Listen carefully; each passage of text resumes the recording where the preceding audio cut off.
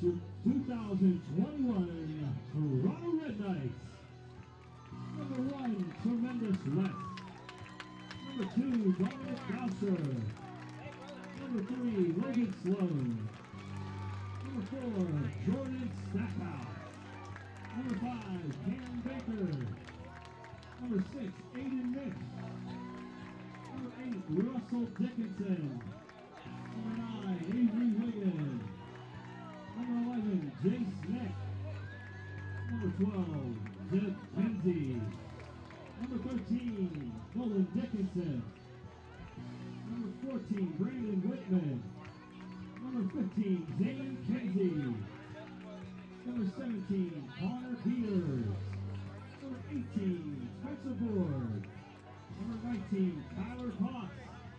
Number 20, Nathan Liddick. Number 21, Philip Rex. Number 22, Adrian Philby. Number 28, Jackson Hansis. Number 32, Takai Jet. Number 33, Shane Keenan. Number 53, Seth Thomas. Number 55, Kale Tassan. Number 56, Josh Bancher. Number 58, Alan Sanseverino. Number 59, Andy Silverthorne. Number 60, Matthew Lumpkin. Number 66, Preston Rice. Number 71, Landon L.T. Thomas. Number 74, Ashton Ellis. Number 75, Max Silverthorne. Number 76, Ryan Kamako. Number 77, Hayden Benton. Head coach, Josh Frankie. Assistant coaches, Matt Ludwig, Dan Schaefer, Josh Wilson, Luke Hannon, Michael Tex Collins, Jeff Weeger, Earl Heaton, Rick Doherty, Brandon Hunter, and Blaine Rossan. Trainer, Jim Daly.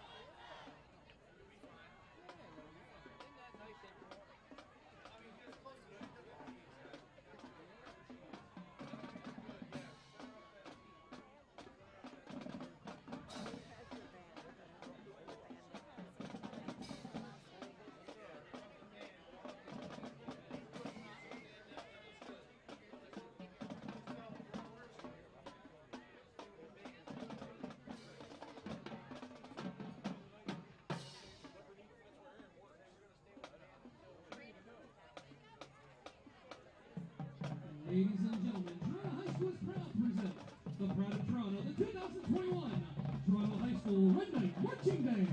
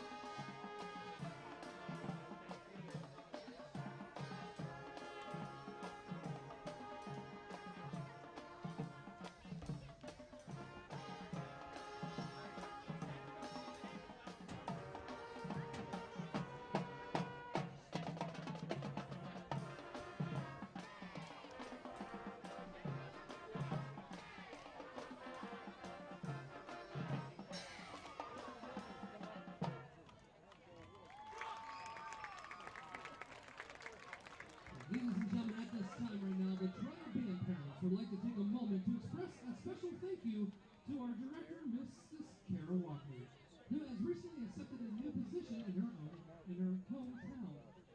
Mrs. Walkley came to Toronto 6 years ago, fresh out of college at Bowling Green State University. It has been a true pleasure to watch our band and our children grow with you these past years. We are proud to have been a part of your journey, and we are excited with you as you take this next step. Thank you from the bottom of our hearts for all you have given to our children, band, school, and community. Please know that even though tonight will be your last performance as the director of the Red Knight Marching Band, you will always be a Red Knight in our hearts. Ladies and gentlemen, would you all please join us in expressing to Mrs. Walkley our heartfelt thanks.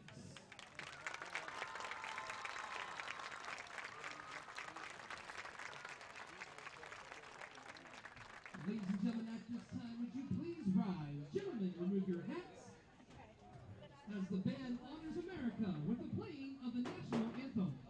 And please remain standing for the Toronto High School alma mater.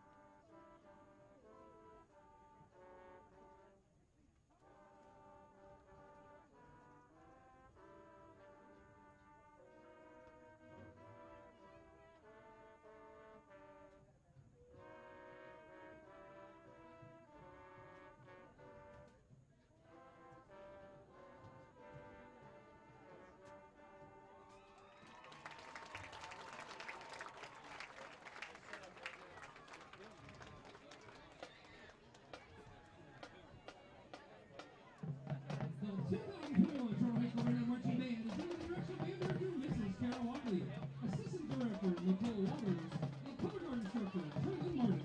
We thank you for your attention. Now, let's go, Red Knights!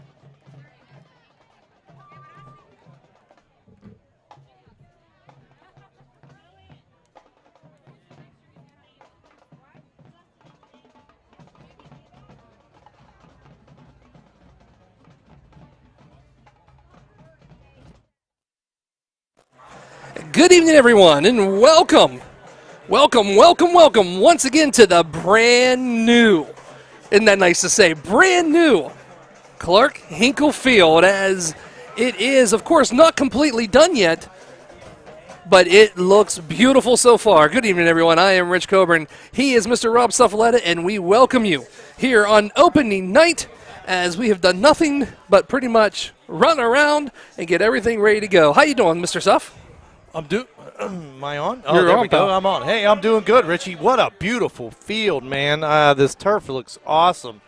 I know they're still working on a little bit behind, and they're going to put up some visitors. We're going to get some new visitor stands and stuff like that. But, man, this is just a beautiful, beautiful field, man. I never thought that I'd see it. It's good. I completely agree with you, especially when we have that opportunity to, have this facility, and we want to thank everyone who is involved and help get this for our kids. Now, when you take a look back, we're going to pull the camera back here in a minute, or you might have seen it during the band. We're not completely finished. There's going to be brand new visitor bleachers by the time that this season's over with. Brand new bleachers on the visitor side, new press box on the visitor side, and of course you can tell where all the brand new field and track is going to go too when you take a look, because someone said they're not going to leave that dirt back there, are they? It's a no. big pile of dirt, man. People can't see it right now on the screen, but I'm sure from time to time when the ball's around midfield, actually the 40 toward the baseball field, somewhere in there, you can see the big mound of dirt back there I don't know what they're going to do with it. Here's a question I have. You can see how much we have jumped very, very quickly from game to game. Even the cheerleaders were ready, as the Wellsville Tigers, of course, was supposed to be playing here tonight. Wrangled the Tigers, big X through it, and then said Lions up top. I didn't notice that. As Wellsville, well, actually, JJ didn't point it out to me, as the Tigers had to cancel on us late last night. And I want to tell you something right off the bat. Mark Farrell, the AD here at Toronto, was no sleep. I mean, he was guaranteed to get a game on this field for opening game, and he did. He worked his tail off, and I got to actually give credit to Coach Frankie. I was up in his room earlier. He was on the horn. They were just scrambling, and between the two of them, I don't know who found these guys. One of the two did, and so we got a game. But we also need to appreciate them. They're 2 hours away. Right. Got the call right around, 11 o'clock, and said, We're we'll coming. be there. Yeah. Yeah, they made the announcement and just after lunch, and it was like, hey, we're playing. So this was kind of like bam, bam. This is 2 hours away, this team, and they came down, and same thing happened to them. Wellsville got hit with some COVID, and the team they were going to play got hit with COVID, and so you got the two teams that didn't get hit with COVID. Meshed together, coming and here together, we go. yeah, coming together, and here we go. So, no, I'm telling you what, it is unbelievable, unbelievable. Yeah, and to all the alumni out there, you should, if you get a chance to come see this brand new field. It's all turf now, and just beautiful. They did a great job on it, and then the new track behind the old visitor stands, they ripped those down. This company came in. They've been working for, I don't know, a month or so? They put this field together pretty fast. Absolutely, they did. So it's just amazing. Just amazing. It's a beautiful field. Some things had to happen for it to get done, but they did, and here we are, man. Opening game on this field was going to be Wellsville, which is fitting because that rivalry goes way back. Mm-hmm. But if you remember, though, we didn't play last year We replaced one lion for another. We got rid of a and tiger, we got a lion. Agreed. Never really thought of it that way. One cat for another cat. So, and it's almost the same look. They have black helmets and white. It almost looks like Wellsville a little bit. You're exactly right. They are called Orange High School. A nice little 2-hour drive down here to play us. I don't really know how many. Well, I can tell you right now. Well, I don't feel like counting them, but there's a good bit on their roster. But when the turns, you'll be able to see. I think the band might have a little bit more in there. There's about 150 members that they brought with them. And, of course, right now we just have temp bleachers. And here comes the Orange Lions onto the field. As they're getting ready to go, as we're looking, you can pretty much see the big band that they brought with us. As we go back here, as I hear the horns sounding, that means only one thing. Here comes your Red Knights. Once again, the crew is back with us for this game. Noah Carafa, Ty Safaletta. Well, it's kind of a new crew. Gunner. Yeah. Well, we have some of the old crew, some of the new crew. And then we have Riley Fisher joining us this year. We do. I don't think she knows what she's getting into yet. No, but she's having a great time. I She's asked her doing if a she good loved job. it, and Yep. she said she is so far.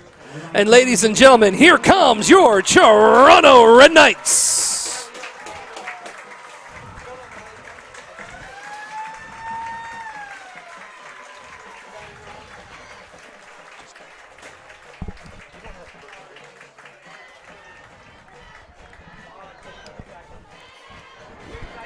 Toronto, of course, coming in here, wanting and ready to have a great season. Though Orange, believe it or not, I believe is Division 1, or no, not Division 1, Division 4 Yep. coming down. Didn't win a game last year at all, but the problem is you should see the schedule that they played. I mean, it was pretty Yeah. big. I believe that Independence was on that Okay. schedule as well. I But remember back in the day, Nate Walker era. Yeah, we played played 'em. Independence up there, right? I wish we did. It was a playoff game. Were you on that team? I was not. It was after I graduated. Right after you graduated? Mm-hmm. I was going to say that was around your era there. But, I mean, I remember it was a nice little drive. Yeah, I remember driving that. I don't think we had any kids yet, because I remember driving my wife's Talon, two-door Talon. All the way up there? So, all right, we're about ready to get this. I didn't see the coin toss. We got it? No, they got it. Okay, they won the coin toss, and it looks like they are going to receive. Red Knights will kick the ball off first here, as the Orange Lions will take possession to start this game. We're about a minute and 10 away here, unless they change the clock. Everybody's kind of getting set. If you're just tuning in, the Red Knights have a brand new, beautiful turf field. It just got finished probably a week ago, 10 days ago. It was iffy whether we were going to get this game in here at home or have to switch it away. We were supposed to play Wellsville. Wellsville had COVID. A lot of our players got quarantined, and so we lost that game. And the same thing happened to Orange. And so that's how we're here tonight, if you're just tuning in. So welcome to another year of the K-Night Network and your Red Knight football as Shane Keenan gets ready to boot one deep. We are just about ready to get underway. And there it is. It's a high kick, fair catch called, and bobbled, and then he tried to run. It doesn't matter, as he did catch it. On about looks like the 25-yard line or so, I think. Yeah, we're going to call that the 25-yard line.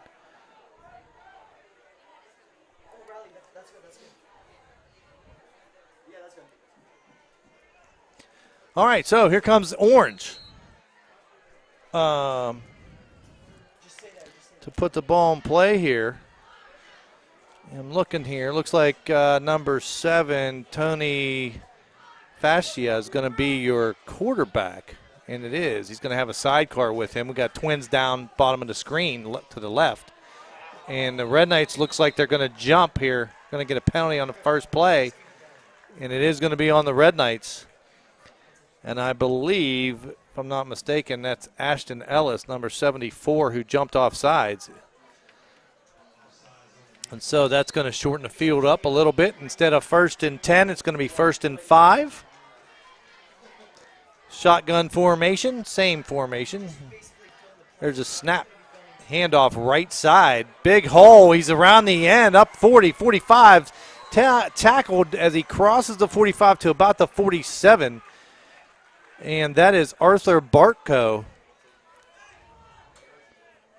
going off the right side there behind a wall. Well blocked, and wasting no time as Orange, as Tony Fascia will call the signals. Same formation. Twins left, sidecar to the right, shotgun.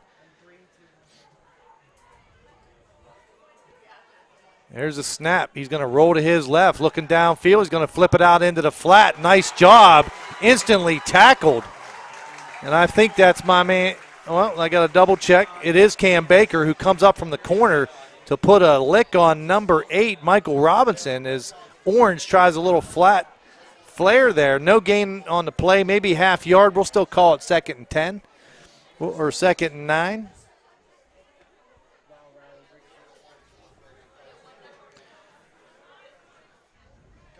Here we go. Just a minute into the game as they're going to go shotgun formation again as Fascia in the backfield. And they're going to put in motion. Going to be a handoff to number 18 around the end. That's Lazar. But Red Knights sniff it out. Nice job, Shane Keenan there sealing that edge, wrapping him up. Going to bring up a 3rd and long for Orange. After the big first down run, Red Knights putting a little stop on this one. Let's see if we can get one for a stop here and get the ball.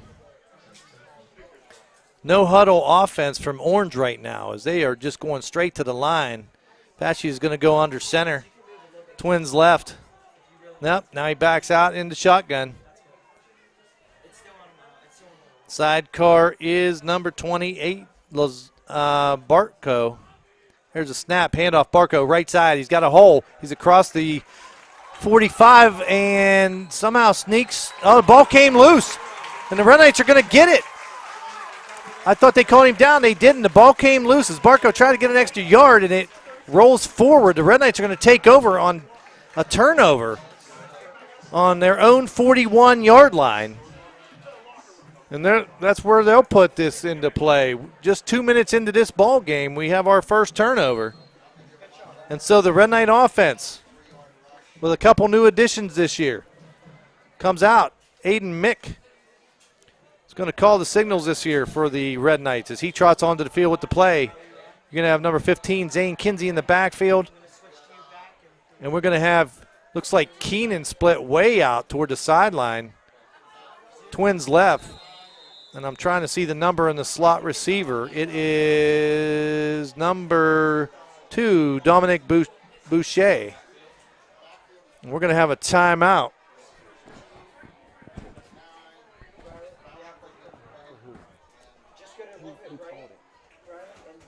Let me see who called that. Who called that timeout? Was it us or them? Marcus, us or them, timeout. Okay. So the Red Knights call a timeout to talk this one over. Important drive here. It's nice to get that first drive going down there, maybe get one in the end zone after the turnover. You know what I mean? They got him on their heels. That would be good. So we'll see. So the Red Knights going to come out. What a miss. You missed a turnover. Couple nice stops by the Red Knights after a big gain on first down, the first play of the game from Orange. But Red Knights came out now. It looks like they're going to switch up the formation. Keenan's going to go down to the tight end. He was all the way on the sideline on that last play. Anyway, Mick is barking the signals, and you got Zane Kinsey sidecar. Boucher in motion. As Mick's going to go ahead and off to Zane. Zane's going to keep it, stay on his feet, but he's not going to have anywhere to go as the linebacker comes right up, number 54 for the Orange. That was Grant Bell came up to make the save up the middle. I tell you what, Zane did a good job of stiff arming because someone was across there. I have to look at the replay, but somebody was across there quick. Absolutely. It's kind of interesting. Brand new game, new roster, new numbers. Give us a little bit as we get used to it.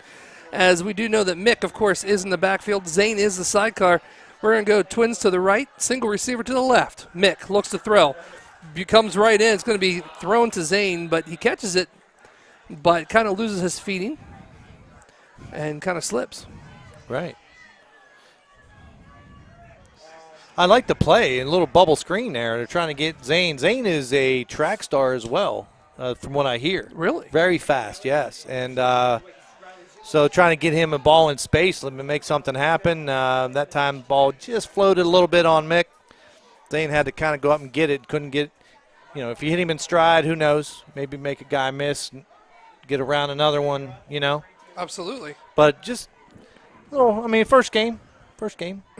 I like the play. So we're going to leave an open backfield now and put Mick by himself, but this time we're going to go ahead and put someone in motion as the whistles blow.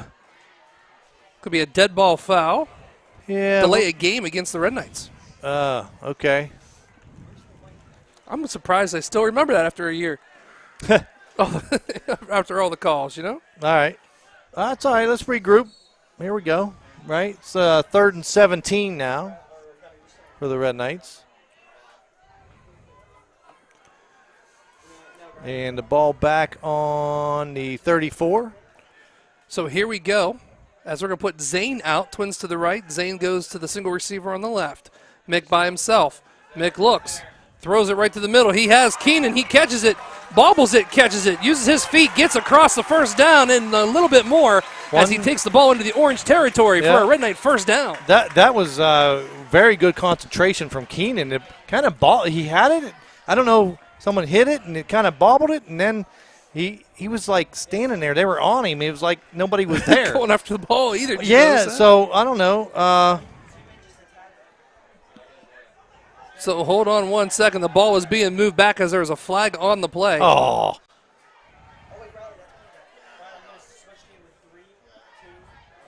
An illegal man downfield is going to be the call.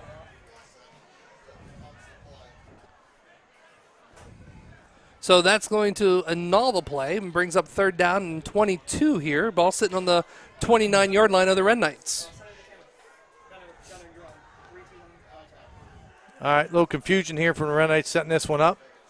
They're going to go trips to the left. Keenan is going to be the single receiver down below on the bottom of the screen. Here's Mick. Mick's going to have to roll to the left. He has to reset himself. He's back, and he's going to get sacked by big number 77, Josh DeCipia. Yeah, wow. I don't think Mick saw him coming. He was rolling to his left, which is a tough throw. I've said that many times, to throw across your body, right-handed, rolling left. Well covered downfield. He tried to reverse and come back this way, and man, he turned around and ran right into DeCipia. He was right there, man. Yeah, Josh DeCipia, senior. And so the Red Knights will have to punt from their own 20. Yeah, they're going to put Keenan in deep to punt. Deep back for the Orange. I believe that's number 15, isn't it? I can't really see because the number is kind of cornered, but it looks like Dave Golden. It does. There's Keenan's punt. It's going to be a nice punt. Wow. It's going to go over his head. It's going to hit at the 31 and take a really long, nice Red Knight bounce as it's going to be picked up at the, I believe, 16-yard line. Yeah, 15, 16, somewhere in there. And that's where the Orange Lions will take over 1st and 10 for their second possession. Not extremely high, but a lot of power in that. I mean, that landed 15 yards over his head. I don't think they were expecting that. But did you see something that we don't normally see here at this field? I've seen, brand new field. Well, besides the brand new field, all the pebbles that jump up. Oh, I know. I saw that, yeah. Those things, I don't know, man. That's something, those things. I mean, I'm sure right now they're like fresh and on the surface, but they'll get packed down, I'm sure. Agreed. Yeah. All right, so here we go. Neither team scores with their first possession, and Red Knight defense back out there. So I called him Fascia. Were you Fascia? That's what I called him. Well, Fascia. It could be Fatica. I don't know. Well, whatever you want to say. We don't mess it up, but it's come down. Oh, almost intercepted by number 22 for the Red Knights. That's Aiden Philby. Almost put it in his hands. And if he would have caught that, it'd have been clear sailing all the way to the end zone for the Red Knights. Yeah, I almost think that he chose to maybe just bat that one down. Looked like he could have stepped in there and maybe picked that off. But nice job by Mr. Philby. Is 2nd and 10 now. So here we go. I almost said Fatica is what I almost said. Well, Fascia. I called it Fascia, but, I mean, I'm sure I'm pronouncing it wrong. So anyway, whoever it is in shotgun formation right now. There you go. As he's barking Neil calls, he's going to get a flag on the play. Going to get a false start or an encroachment? Yeah. It's going to be a false start. Well, he did a hard count. I don't know if you saw it from there because I know you watch your screen. But I saw the hard count. I saw him move his hands. He's trying to get us to jump, which he did the very first play of the game. Yep. Right? And but Red Knight's very disciplined that time, not giving in, and that backs him up 5. So ball back now on the 11. 6:58 here to play in the first quarter. We are scoreless at 2nd down and 15. Shotgun for the Orange. Sidecar happens to be number 28. That's Barco. Going to fake a reverse, looking to throw. He's going to throw down wide open. It's going to be incomplete pass. Great coverage. Great coverage. Dominic Boucher. Colton Gresky. On the coverage for the Red Knights, number 2, Dominic Boucher.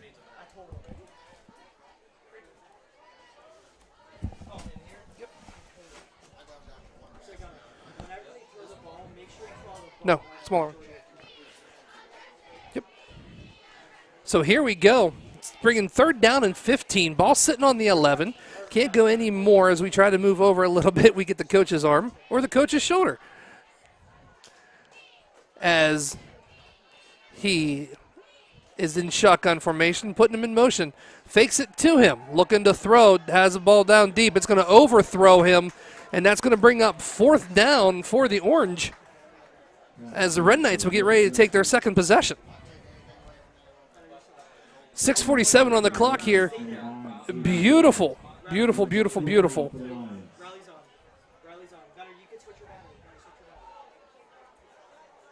Screen here. We are 0-0 all the way.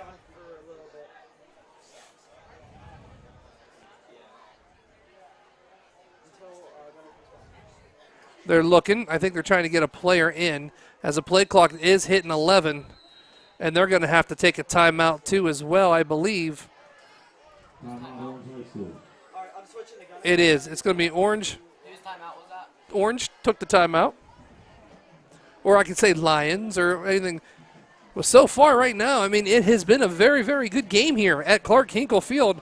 Brand new field, brand new goalposts. The clocks are running. It's just a beautiful night here. I got Mr. Chris Barkus and JJ beside us, making me sound a lot smarter than what I am when it comes to stats and different things like that so far. I can honestly look and say, penalty-wise, we're not both teams. It's a negative 15 yards as far as penalty goes for the Red Knights. And they're going to punt it away. Here we go. Number 21 deep back for the punt. Be Blazer. And number 2 for the Red Knights, Dominic. Nice as Dominic kicks it around the 48-yard line. He slips and falls, but is at least going to get it to the 50. And that's where the Red Knights will take over 1st and 10. On the stop for the Lions, number 8, Michael Robinson.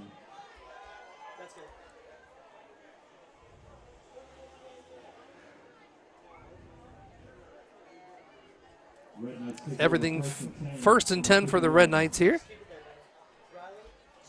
We want to take this moment to thank a lot of people because for us to be on here and, of course, live on Jefferson County Cable, he's going to them guys down there are wonderful, and they're a sponsor of ours this year, and also we're so proud to have these games on their network. As going to hand it to Bowser. Bowser's going to go to the 50. 45, make a little cut step, and he's going to go over the 40-yard line. That's going to be close to a 1st down. I believe he got it. We're going to find out, though, where he marks it. On the stop, number 16, Nick Nickens. They are. They're going to give him a 1st down, Red Knights. Yardage for Toronto Red Knight. Dominic's been running pretty good so far for the Red Knights. 6:25, believe it or not, it feels like the clock has hardly moved at all. But it has been. And here comes the Red Knights again. Going to a different set this time. As Takai Jet is going to lead blockway for a fullback, which I like. They're going to hand it off to Zane as he's going to get a couple of yards, but pushed out of bounds by the Orange. I like that set. I don't know why. I've always liked the fullback. Just to give you an extra lead blocker blocker, going sure. up through. Kick him out, yeah, absolutely. You can use them many different ways. I like the fullback myself. I like the scissor action, a lot with the twin tails and a wishbone type formation. But Red Knights moving the ball here. I like pick up their first down, right? Absolutely. Last one, last play or play before that. So here we go. We're going to go twins to the right. Nope, I lied as they're going to call an audible and go trips. Mick looks. Mick hands off to Zane. These flags are going to come down from in the backfield as Zane stays on his feet. He kind of does a roll, and he's going to go into the end zone, but it really is not going to matter as the play is going to be called back. It's going to be a holding against the Red Knights. We got 2 flags in the backfield. That's always, not always, but most of the time that's going to be a hold. And it is. So I tell you what, good hard running that time by Mr. Kinsey, Zane. But for naught, as the Knights are a hold on the play, it'll back that back up, and the Red Knights are going to go back all the way out to their own, or no, actually, I'm sorry, not their own, almost midfield. They're at Orange's 48-yard line. So it's second down now, and looks like you got to get to the 30, so about 18. Yep. 2nd and 17, ball sitting on the 49, well, 48-yard line. As looks to throw, hits the Dominic. Dominic's going to take it. He's going to cross the 40, tries a stiff arm, but doesn't really have a chance as he's taken down behind from Grant Bell, yeah. I like it. A little quick screen out there, get him in space. Dominic can fly, and you know, that play didn't look like much, but picked up 8 yards. But what's nice about that, pal, is you're exactly right, because you're going boom, boom, boom, nice short little throws, setting up the big long one if you need it. Sure. So that's kind of pretty cool.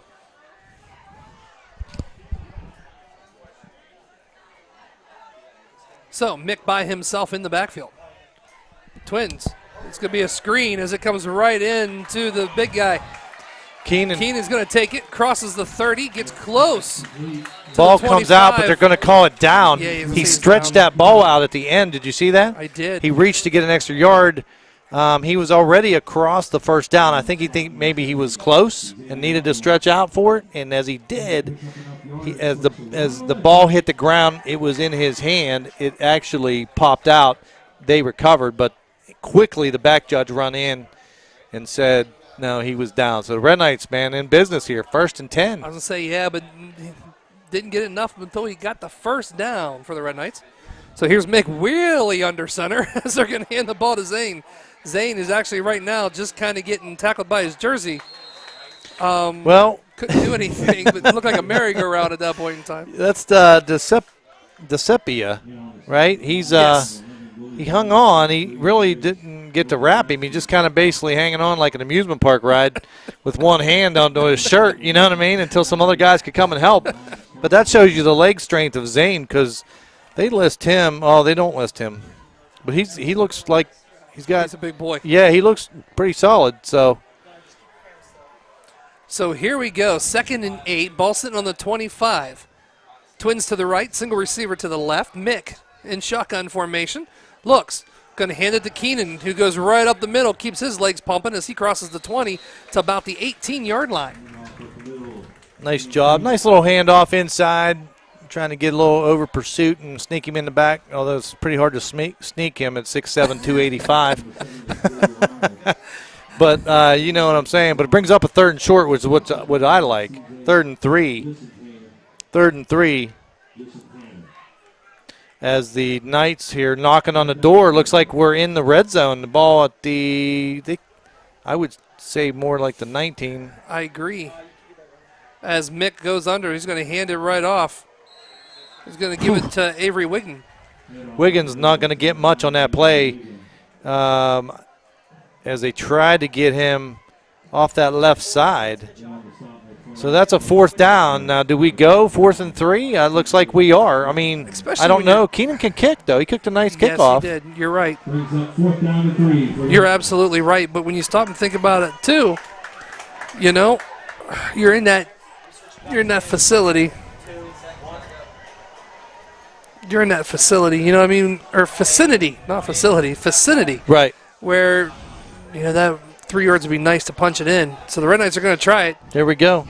Quads. Ooh, they're going to bring Keenan in. The He's direct going to take snap. it himself. Direct snap. Keenan's going to lower his shoulder. Did I it think get he there? got it. I That think should be he a did first too. down. He's down to the 16. He's Depends down. on where they're going to mark it. Oh, they did give it to him the 16. That looks like it's good enough for a Red Knight first down, and it is. First down, Red Knights. Yeah, real nice. All right, Red Knights knocking on our door here, man. A minute 36 and counting here in the first quarter. I found it. Here is that nice little Quince to the right. As the coach is waving, I see him in there looking, and we're going to have to get a timeout called with 1 second on the play clock. Toronto. So they're going to take their Timeout, second Toronto. timeout. This is the second timeout they have taken in the first quarter. So they only have one more for this half. That's correct. As the Red Knights, but you know what? This is a key drive. I mean, if you're not set, you don't want to back up 5 and Agreed. For whatever reason, and So let's do really quick, as this is a timeout. Let's take a look at our sponsors here for a second if we can, because we really need to thank some people, because without them this wouldn't be possible. And that is, of course, Valley Converting. Mike does everything for this community, and we truly do appreciate him. Also, we thank Valley Converting and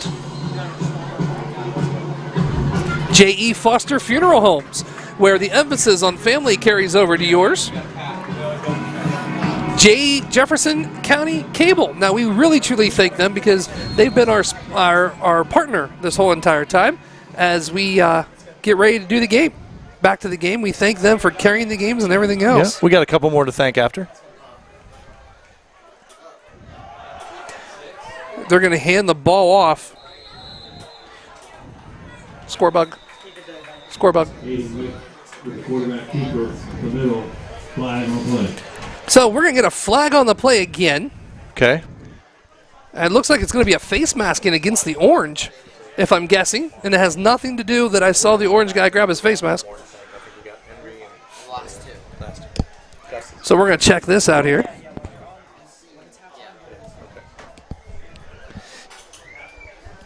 All right, that's going to be on orange, and Personal foul face mask against the orange. so that's going to be half the distance to the goal. It's going to put the ball just outside the 5-yard line, looks like. So first and goal for the Red Knights, probably right around the 5.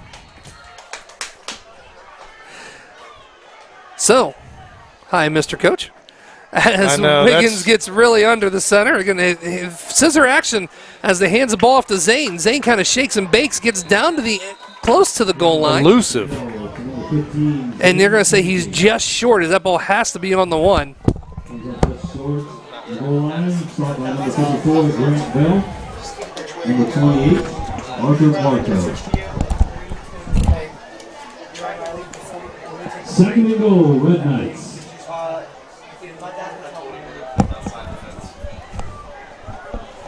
30 seconds on the clock. Red Knights coming up here.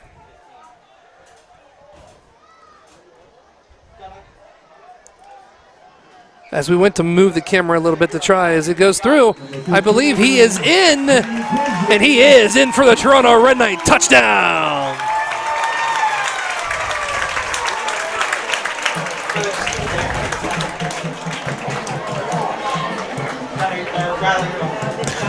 So it's going to be interesting to see what the Red Knights do. We actually have a kicker for extra points, so it's going to be interesting to see if we go for it or if we kick it. And to me right now, it looks like we're going to kick it. As Keenan looks like he's going to be the kicker. The holder is going to be number 13, Nolan Dickinson.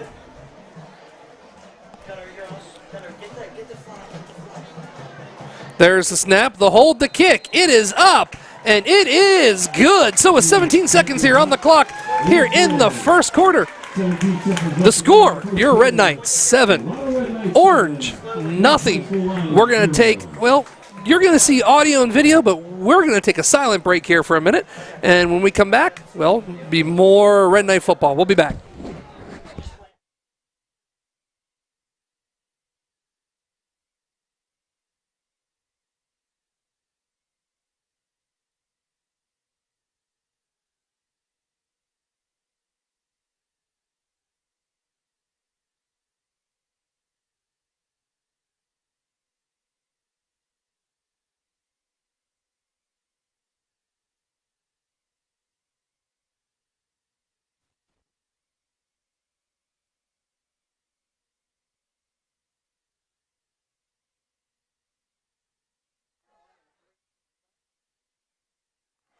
And welcome back to Clark Hinkle Field.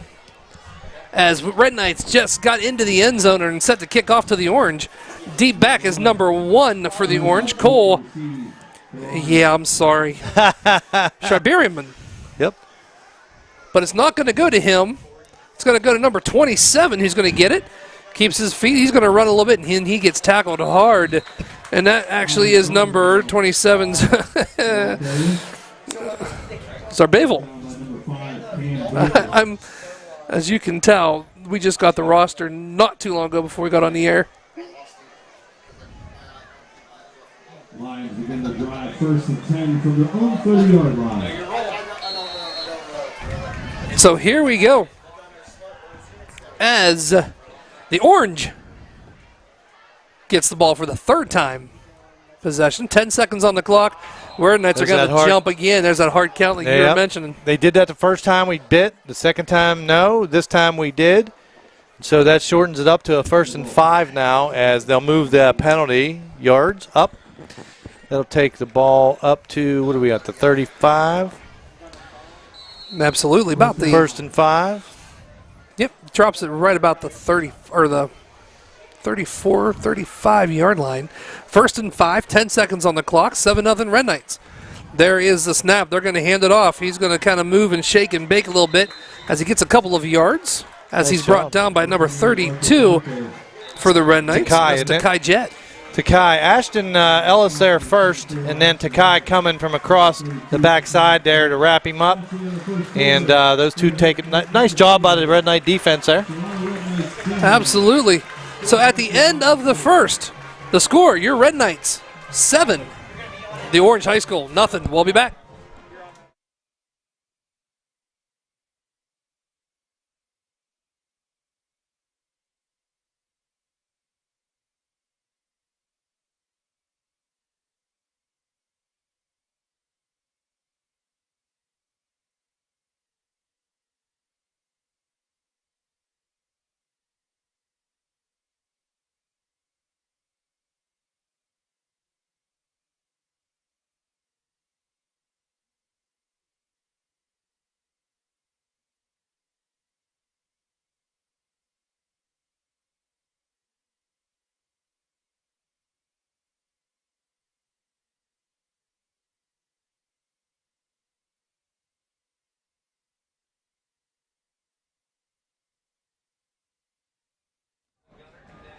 Hey guys, welcome back to Clark Hinkle Field. I'm telling you what, we've been doing this this is our 11th year doing the K-Night Network. We started with radio, and now we went to streaming, and now on TV thanks to the Jefferson County Cable. And we truly appreciate them so much. But we've always been blessed with a great crew. We have a bunch of good kids, yeah. And believe it or not, what you might not know, these are all kids running this. Oh, great job. Beautiful tackle. A flag comes down. What? From the backfield. Why? Nolan Dickinson that time. Nice job keeping the outside shoulder open and sealing off that end. What's the flag? He's not going to call below the belt tackle. No, is it going to be? Is it going to be maybe a holding? Because he was shielding off a blocker. He is the defender. Oh, but yeah. Sorry. Yep, illegal use of the hands. Okay, I was going to say it can't be on Russ because. No, it was a beautiful tackle. Yeah, nice job. That's textbook, man. Keep your outside shoulder open so you don't get tied up and pinned on the inside and cut that one down. Face. Nice job. I don't even know how he got a hand to the face. That's going to back him. Was so low. That's going to back him all the way up to the original line of scrimmage. So now 3rd and 10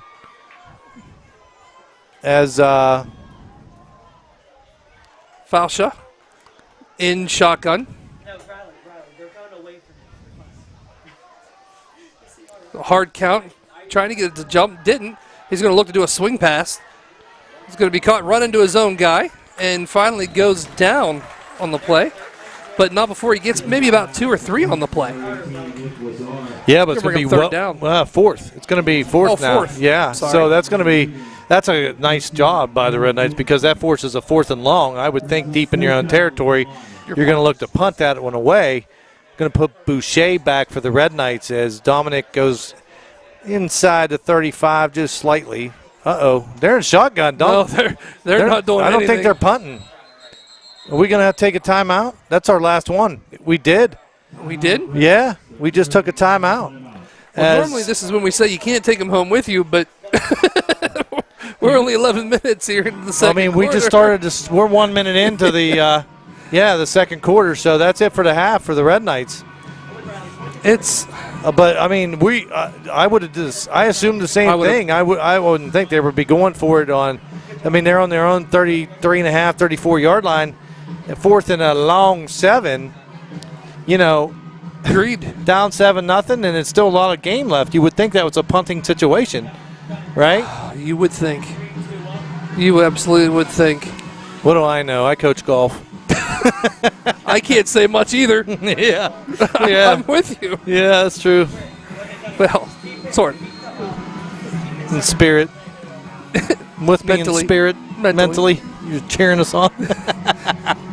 Let's go. Let's go. All right, here we go. So they are going for it unless they just fake it out, and Landon's close. He's got to get off. He did. All right. They may fake the play and just quick kick. You know what I mean? Absolutely. So we'll see. No, he is dropping back. And so now, okay, Wigan goes back.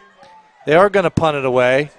Over his head, lands at the 30, takes a big hop, comes up and gets it at the Picks 25. Oh, makes a guy miss. He's got some room on this Still side. going to keep going. Here comes the flag. They're going to call a hawk in the back.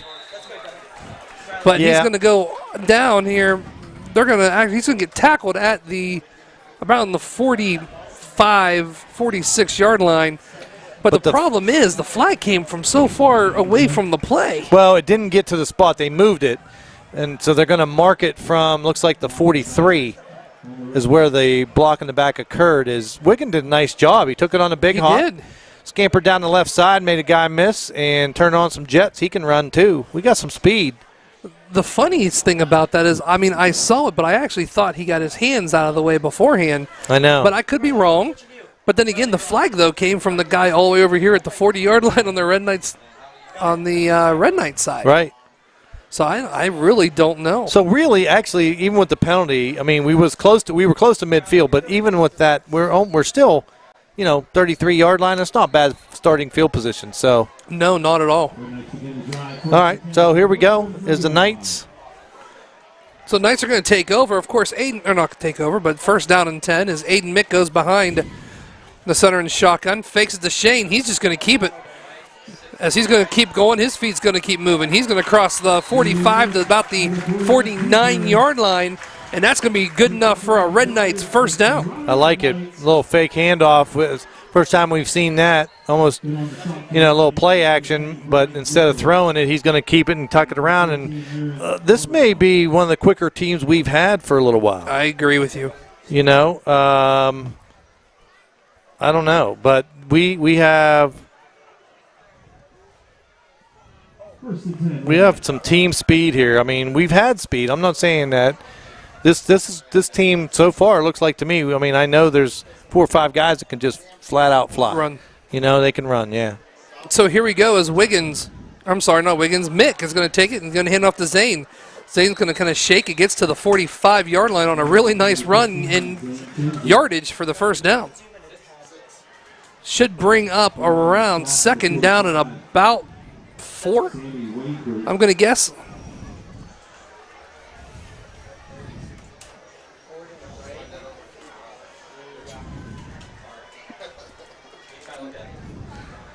How far the touchdown was.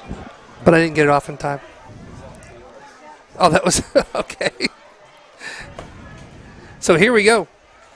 Mick, shotgun, sidecar, Zane, twins to the left. They're going to hand it off. Wow, big hole as he's going to run through it. Keeps his feet moving for Zane as he just gets tripped up as he crosses the 30 to almost the 25-yard line. And believe it or not, was just a shoelace, but he's going to get a first down. Good balance from Zane that time is, man, he hit the hole quick, and, man, he found himself in open space. Sometimes you don't, like a deer in headlights, you don't have to do with all that. No, I agree. Where do I go? I could go anywhere. You know? Agreed. But, hey, Red Knights look good, man. Moving the ball on the ground, real nice. 9 minutes here to play in the second quarter. 7-0 Red Knights. Mick, shotgun, looks to throw. He's going to try to throw deep. Oh, almost well, I'm gonna tell had you. him. That pass was precise. Oh, You could see that develop from here. Mick has, wow. honestly, it wasn't even Cam's fault either. That guy got his hand. Looks like in Mick's just done at a the lot of work, right- man, in the offseason. That ball was that was a dart. I mean, and threw it exactly where he had to. Led the receiver perfectly in the spot where it's either going to be him or nobody. And you got to give kid credit Oh, that made the play to absolutely. knock it away. But what He a just nice. got his hand in there, too, by the way. Yeah, he did. So here we go. Mick at shotgun. Nothing changes for the Red Knights. Twins to the left. Looking. Fakes to Wigan as he's going to keep it. Gets around He's the gonna end. be at 20, shoved just out of gets bounds. put out of bounds at the 15-yard line. Yeah. But again, And Riley's down there. She's safe. That's good. yeah, you got to keep an eye on Riley and Ty Fogel down there. Ty down there with her? He is. That's Helping awesome. Yeah, they're working together down there. I'm telling you what. I was saying earlier, I mean, we have a great student ran crew. Always. We do. I mean, and people think that we pretty much kind of run this. We just talk. It's all them doing everything. It is. They're doing the video. They're switching camera views, keeping the score, the time, everything. So we can't do without. We got a Absolutely. good crew, man. So here we go. First down and 10. Ball sitting on the 16. 8:43 here to play in the second. 7-0 Red Knights. Looks to throw. Has a man open. That's Keenan. He's going to stop and cut back and try to. And runs over someone. Keeps his feet moving across the 5 and goes down to the 3. As that is going to be another Red Knight first down. Nice job. Keenan showing his size and power there. And I tell you what, I think looks like he's slimmed down a little bit. Mm-hmm. I mean, he was over 300 last year, I think. Wasn't he like 305, and now he's like 285? Agreed.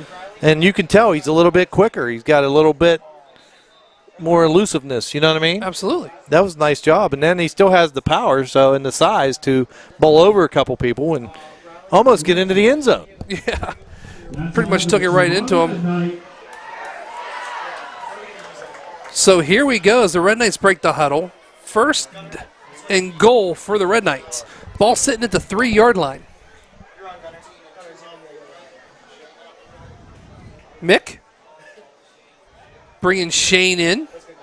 Ball's going to come right to Mick, and Mick's going to take it in for a Red Knight touchdown. Nice job by the Red Knights.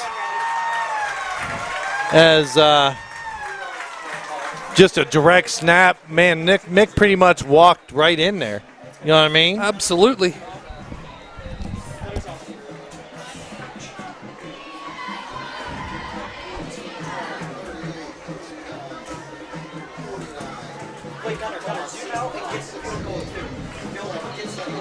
No, he.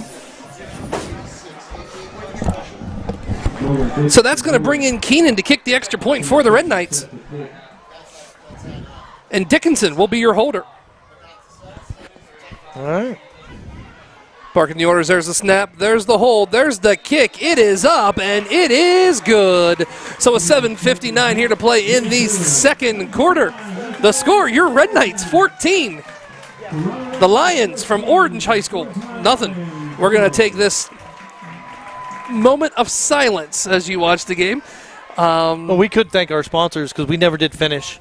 Oh, you're right. We can continue to do that. You want to do that? We Sure, got a couple absolutely. more. We got a couple more. You know, we got to thank Rod Henry and Sons for plumbing and all of your needs. Check him out, 740-537-1053. And our good friend, Gus? yeah, it's hard for Just me a wild to, guess. It's Thinking hard. Gus. It's hard for me to do this one because Gus was such a good friend of mine. But his daughters took over the shop. He passed away. He passed away? Yes, and his wife is doing. I'm sorry, not his wife. I didn't His know. daughter took over the shop. And, Oh. it's a little sentimental for me because him and I have been good friends for years when I worked in radio. Oh, yeah. He was always a good guy, and he was always that man you could. I had no idea. Oh yeah, but we truly do appreciate them. Yeah. The Great Donuts is still there. everything is still there. His daughter is really nice. Aggie's probably still there once in a while too as well. But, you know, the family is wonderful over there. What people don't know is Gus was also a drummer. Oh, yeah? Yeah, he played in a band that went all over the place and with Wow. Kurt James and all them too as well. Nice. As Keenan gets ready to kick off here after the touchdown. There's the kick. It is high as the whistles blow. Generally, that looks like an offsides, perhaps, as Well, the interesting thing about that was if it wouldn't have been 18 kind of, it is an offsides. I think it's on the Red Against, Knights. no, it's against the orange. It is? Yes. Oh, it is. So that's going to back. I don't understand how. So that moves it up 5. So now you're kicking from your own 45 instead of the 40. Can I ask a question? Yeah. Do I have to don't- answer you? I don't know if if PJ listens still or watches still, but I never really knew how that could be offsides on the receiving team. Is that what they're doing? They're creeping up on it, as that's going to be taken in the end zone as a touchback. So that ball will come out to the 20-yard line, and JJ just was over here and said they were creeping before the kick. So that makes a lot of sense. Then you can get offsides on the creeping up. So Yeah. 7:59 here to play in the second quarter here. 14-0 Red Knights. Ball's going to be placed on the 20-yard line, and that, of course, is where the Lions are take over. All right. Hey, how about this, man? Red Knights up 14-0. Looking good. Both sides of the ball, right? Absolutely. Let's see if we can get another stop. As there's, yep. Some everybody's staying the confusion a same. little bit on the Red Knights. Fascia defense. still in the shotgun. He He's got that looking. same formation with the twins to the left. He does as he hands this off, though, as he's going to kind of move the ball across the 25. It's about the 27-yard line. I can't tell if that was 29 Barnes or no. That was Barco. Okay, Barco's their tailback. Yep, 28. Okay. Couldn't Now tell if look. that was an 8 or 9. They're going to jump into a no huddle, They've been letting the coach run it. doing Pretty much that. the whole game. Yeah. Yeah, they don't really. I haven't seen them really huddle. No. As here we go. Fascia looking to throw. Throws to the outside and just underthrows him. But if he would have hit him striding, Michael Robinson would have had some really, really nice yardages and Yeah. might have actually even seen 7 on the scoreboard because there was no one in front of him. Well covered, though. I'm going to tell you what, that could have been 6 the other way, a pick 6, because there was nobody between Cam Baker and the goal line.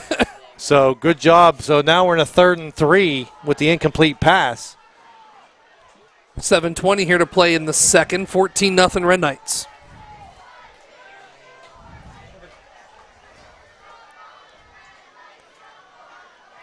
Looking. He's going to try to be a quarterback keeper right up the wow. middle. Didn't fool anybody, No, though. he didn't gain anything. He got back to the original line of scrimmage. Tackled by number 11, Jace Nett, and number 12, Zeb Kinsey. Yeah. Good job by the Knights there. Not fooled at all. So now they punted, but they looked like they weren't going to. So let's see what they do here and how the Red Knights adjust. We adjusted pretty well last time.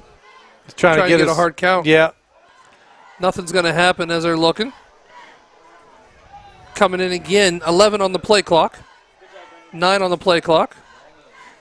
Wouldn't surprise me. Well, They're going to go for it. They are going for They're it. going to hand it to the big guy. Barco. No one is fooled at all. Barco gets stuffed right at the line of scrimmage, and the Red Knights are going to take over inside the 30 of Orange. Nolan Dickinson right there putting his head down, and that's kind of like hitting an immovable object with him coming at you, and he did a really nice job taking the legs out and taking them down. Yeah. Wow. So they got 1 yard on that. That had been, but not enough as the Red Knights will now take over 1st and 10. Yeah, it looks like at about the 28, I'd say. 28? I like the different colored stripes too. You know, the light and the dark on the field. Mm-hmm. I wasn't real sure how I would like that, but with the lights shining on it and everything, it looks really, really Nice. Crisp. Yeah, it just ooh, that's a good word. looks really crisp. Crisp. Here comes Mick looking to throw Oh, down he's got the him. field. He's got him. Short a Oh. little bit as he had Zeb. Well, I could see that from here. I'm sure everybody did on TV too, as Zeb was streaking down there. So I tell you, wow, he was wide open there. I don't know if that was blown coverage or what from Orange, but late coming over to me. Was that 11 late coming over there, Willie Jones? Yeah, I believe think it so. was. So that's all right. Incomplete pass for a night, 2nd and 10. Still in good field position here as up 14-0. Nothing really changes for the Red Knights as far as formation goes. It's going to be Mick, and sidecar is going to be Zeb. This time, though, they're going to move Keenan in motion. Flags come flying Gonna down. get delayed game on the play clock. Yeah, I'm looking at 0 on the play clock as Lord said, let there be light, and there was light in the booth.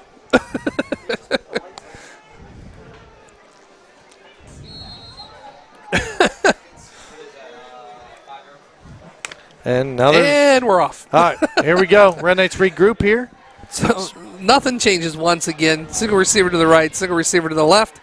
Brings the blockers in to hand it to Zeb. Zeb's going to try to get to the outside. Oh, There's he's got a face mask. He about took his head off. See that one at all. Holy cow. It turned his head sideways, and they didn't call it, but that's the way it goes sometimes.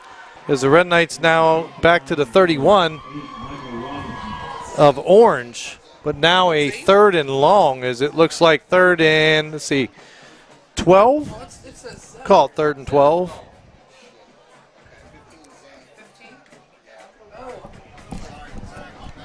You're good. You're good.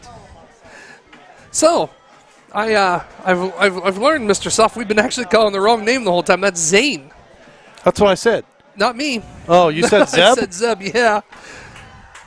As Mick looks to throw, going down, Oh, it's up high. almost into the hands of someone from the Lions. Yeah, trying to get that to Dominic Boucher and cross the middle. Ball aired out on him a little bit, got too high and oversailed everybody, so falls incomplete. But I would think 4 down territory here, so Red Knights look like they're going to go for it.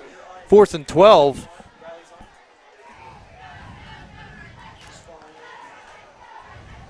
I mean, with 5:56 to go, you're deep in their territory. Even if you don't get it, it's almost like a kickoff. You know what I mean? Absolutely. Most of the time you start around the 30 or so. Looking. And he's Oh, going to man. keep it. He has a hole. He's going to run right out of bounds at the 29-yard line. Uh-oh, he went off gimping. I don't know if he pulled something. Lower leg, maybe cramp. You know, I was going to say that before the game, and I was just thinking it 2 minutes ago.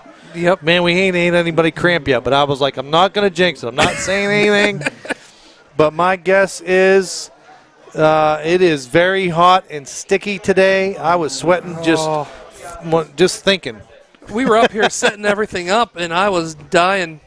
Oh, yeah, I know. That's what I'm saying. I was just, you know, it was muggy, and it still is. And what's great is that everything worked Until about 45 minutes before we took the air as we ran a test. But we got everything up and running. We appreciate you guys listening. Either you're watching on Jefferson County Cable or you're watching on the K-Night Network on YouTube. We truly appreciate it. And hopefully you're enjoying this broadcast. As we will hit the road all year. There shouldn't be any issues with the COVID thing now, hopefully, with us. So we'll try to bring you as many games as they allow, but as of now, full broadcast schedule is the regular football schedule. And you can also check out the full broadcast schedule on the website. on not only on our website too, but you can also check it out on the Jefferson County Cable scrolling channel. So you can look up the broadcast channel there. Nice. Those guys do such a good job.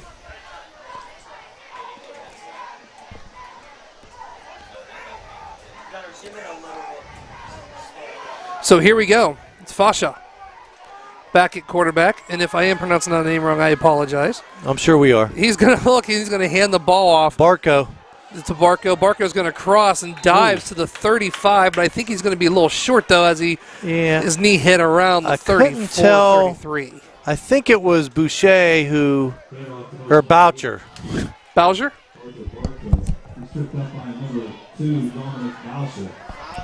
So Called him Bowser, Boucher because Bobby Bobby Boucher. It's Boucher, I actually gotcha. Boucher. Yeah, it's actually Boucher. And I apologize, but I like Boucher. Bobby Boucher was a heck of a football player. Yes, he was. Loved his water. Here we go. As a snap, they're going to fake it this time. Uh-oh. As Keenan Keenan try ran to right head him by back. him. Here's a flag on the play called from the back. Nah, you could see him turn his head. I think you're going to get a face mask here agree on with Keenan. you. But before that, though, as the face mask goes, he crosses the first down marker into the 40-yard line, takes it to the 42. So he's going to look. I mean, the question that I have is, where did the foul happen? Because he might have got more yards on the run. I think they probably did, unless they added to the end, which it looks like That's they what are. they're going to do, is add it to the end of the run. Yeah. So that's going to take the ball across the 50 into Red Knight territory. They're going to mark it down at the 47. I'm sorry, 43.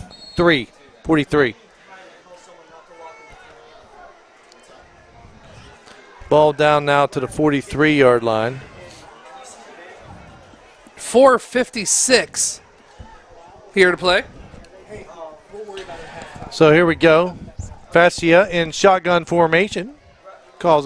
Gives it to Barco off the right side. Red Knights crossed in numbers. They're going to lose a yard as he gets stacked up closer to the 45. If I could mention all the numbers and names, I would. But Wow. the whole entire defense line was pretty much on that tackle for the Red Knights. Yeah, nice job.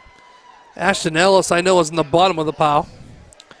Zeb Kinsey, 12 on the end there, playing defensive end. You got Landon Thomas in on that. A lot of guys cross the line there, not fooled at all. Second now, and I'm going to say 12. I would say so. 2 yards, I believe. As shotgun, Barco is beside him. Twins to the right, single receiver. They're going to fake it to Barco. He's going to look down. He has a man open, and just through his hands, the intended receiver was number 8, Michael Robinson. Yeah, well covered, though, double covered that time. As Wiggin and Cam Baker back there, that would have been like threading the needle because they were in good position for even maybe the pick. But nonetheless, it ends up being 3rd and 12 now. But they stay in that same formation. Twins left, sidecar, and a shotgun. Fascia barks the calls.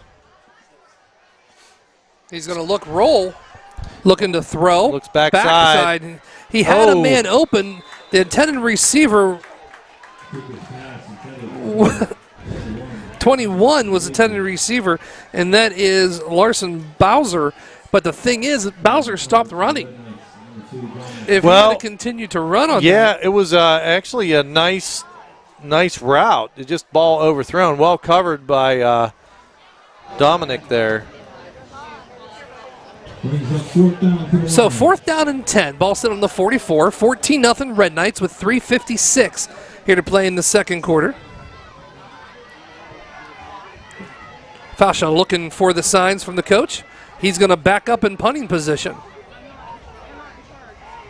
There it is, and it's going to be like a little pooch kick as it's going to hit right at the, I want to say, 21-yard line. Took a nice bounce and then down to the 15. Yeah, 3:49 to go here in the second, as the Red Knights will put this ball in play at their own 15-yard line. So the Red Knights will have 3:49 to go the distance for a touchdown. Did I just say that? I was doing. Yes, you did.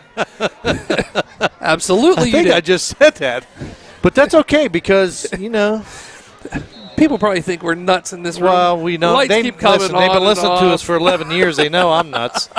That and all the different things. That we're doing at once. Yeah.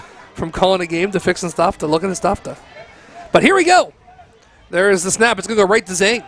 Zane's going to keep it. He's going to try to go outside, but no one was kind of fooled as the defensive end, number 8 for the Orange, did a pretty nice job, Michael Robinson, by not letting him get to the outside. I was kind of watching, but they're still working on Mick. He is still down in the same spot that he went down in when he went out of bounds. Gain of a couple. He is still down there, and I don't know if it's a cramp. I can't really it looks to me like a cramp.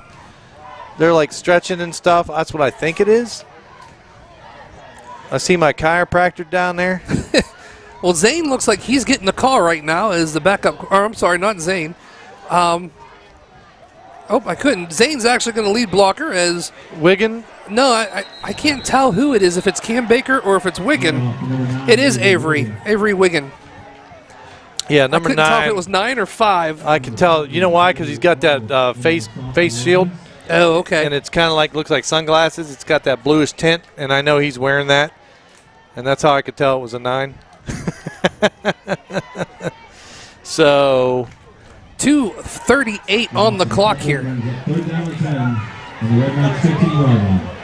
3rd and 10, ball on the 15. 14-0 Red Knights, 2:30. And counting here. It's going to be snapped over. He's going to find a hole, and that's Zane. Zane almost broke that. Someone got him on the shoestring, and boy, he could have been off to the races. We're going to get a timeout now, I'm guessing, from Orange, as there's now just outside the 2-minute mark here in the first half.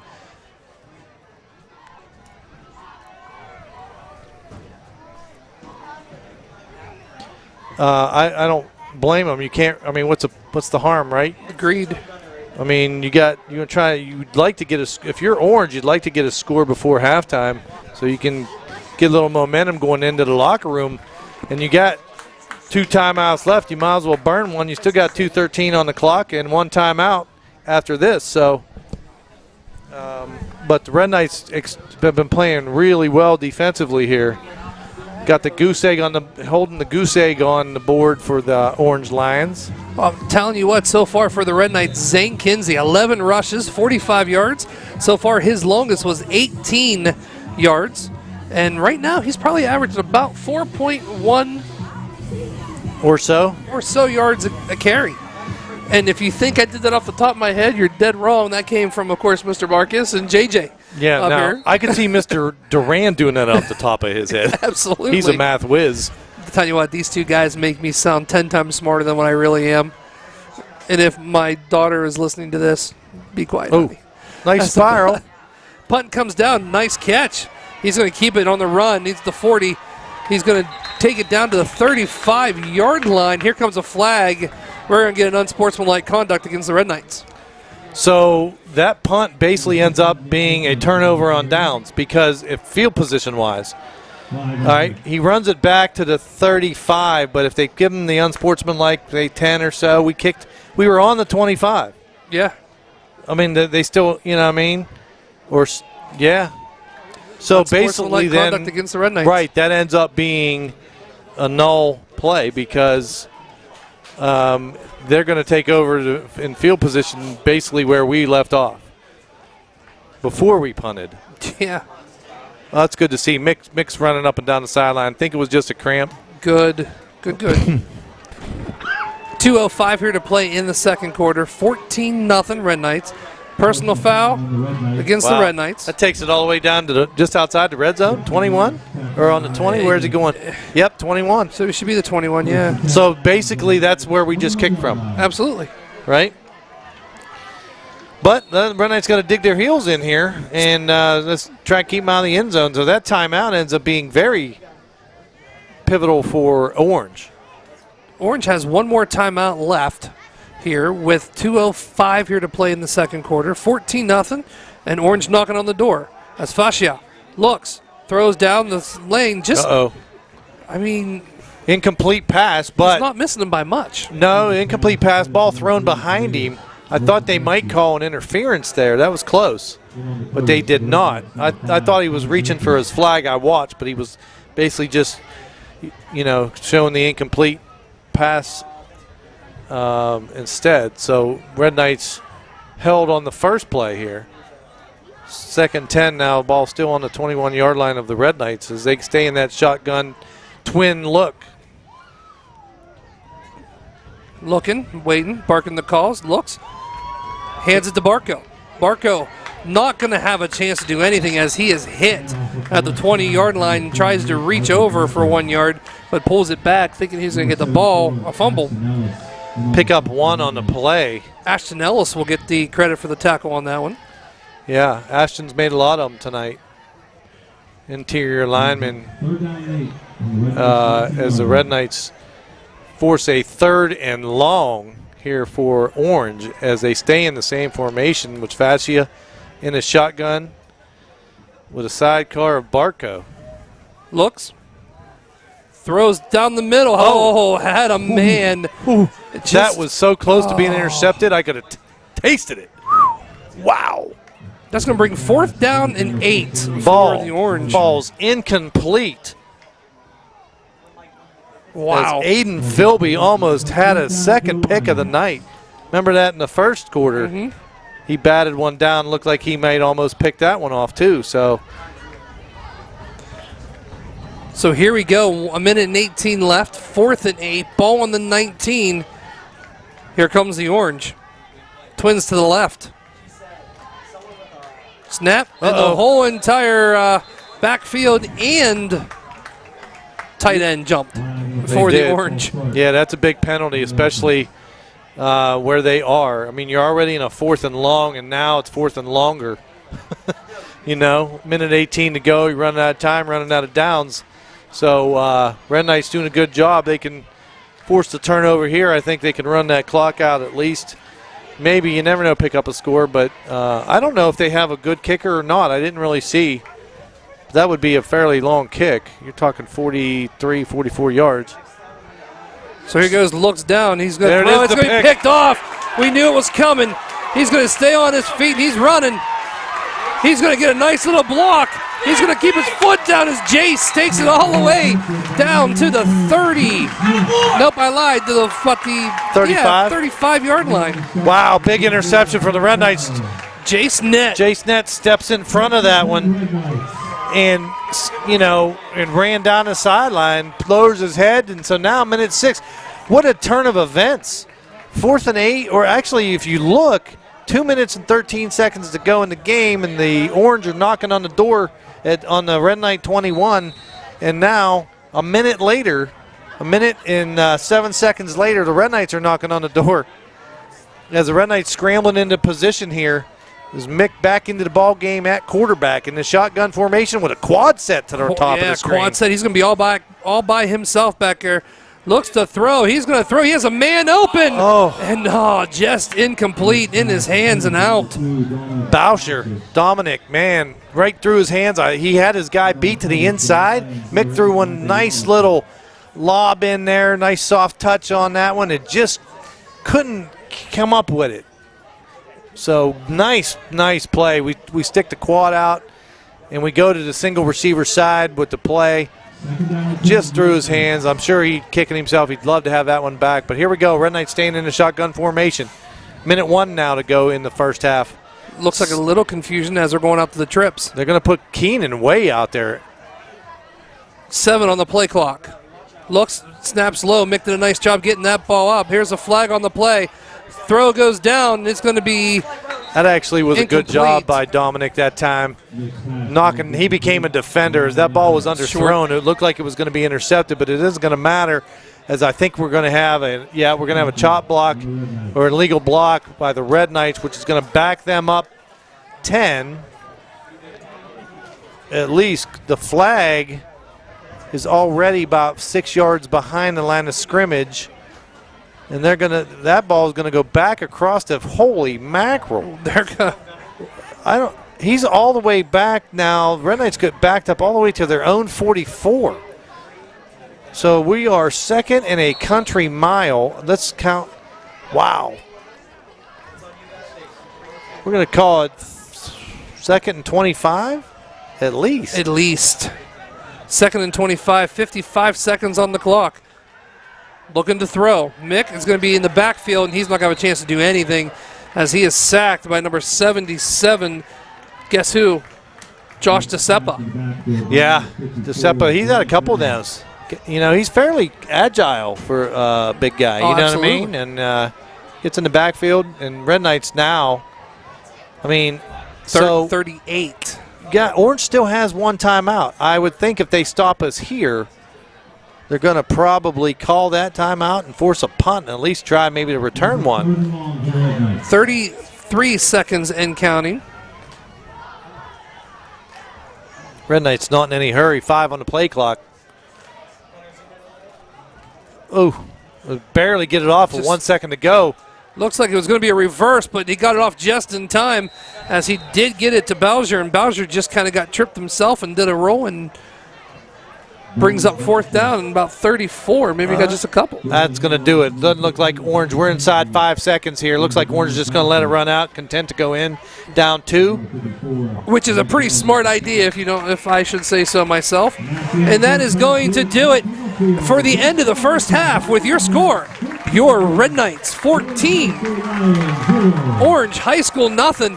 When we come back, well, we're going to be graced with the presence of the Orange High School Marching Band. And then, of course, your Toronto Red Knight Marching Band. So we're just going to kind of turn the cameras and the mics and everything over to them as you will get ready to hear some wonderful music from these two great bands. Once again, we truly appreciate you listening, and we'll be back.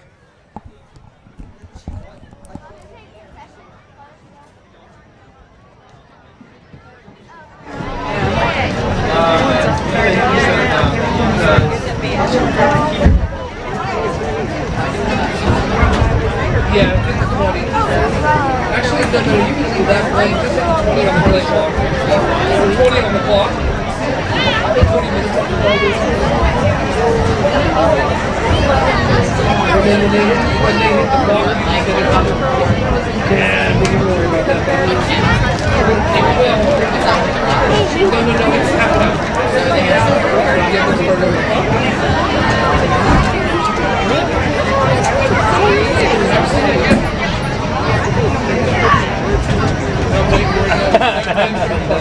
Sure, look. I know you do. I know you can still. Hey. They have so much like live that they have to carry a garbage. A garbage. All the way down to all the way over there.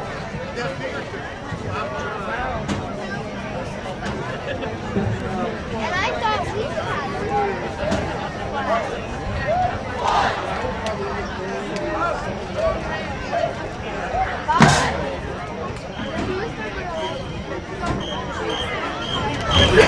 Good evening, ladies and gentlemen.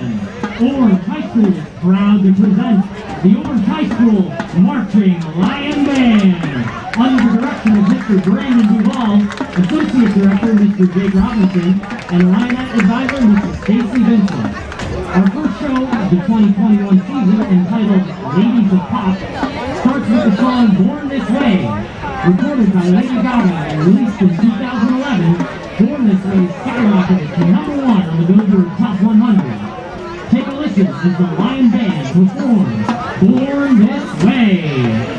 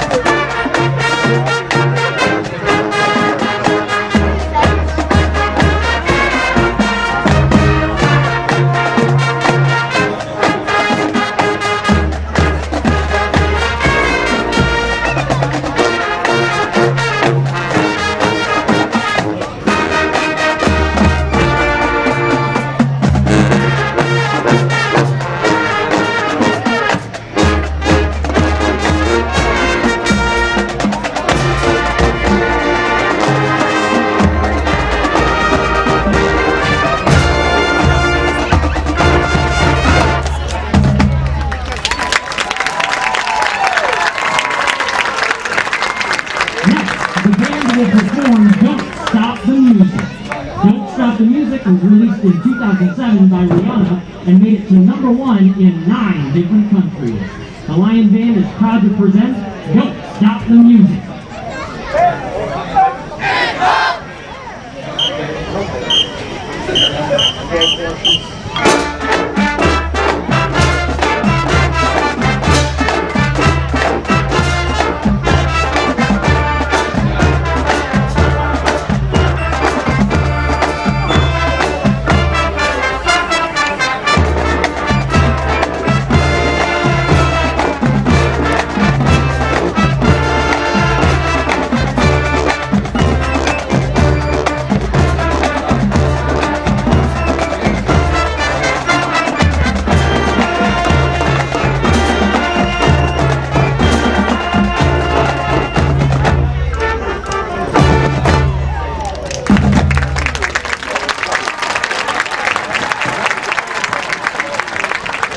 Next, we'd like to welcome our Orange Lionettes, who are featured in the song Physical.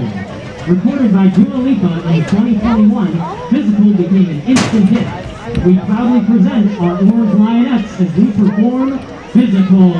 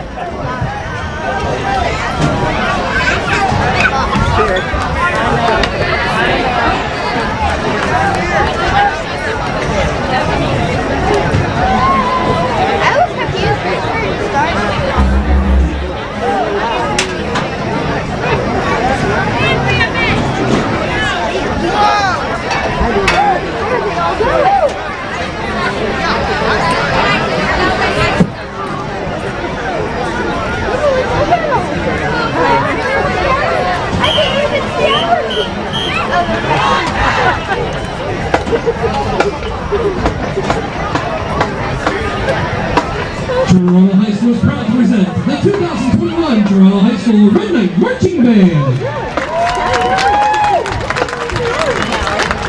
Tonight, we want to share with you the magic of New York City with some hits straight from the Broadway stage.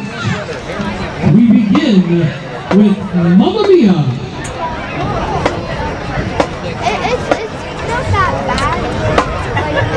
Like the chorus is good.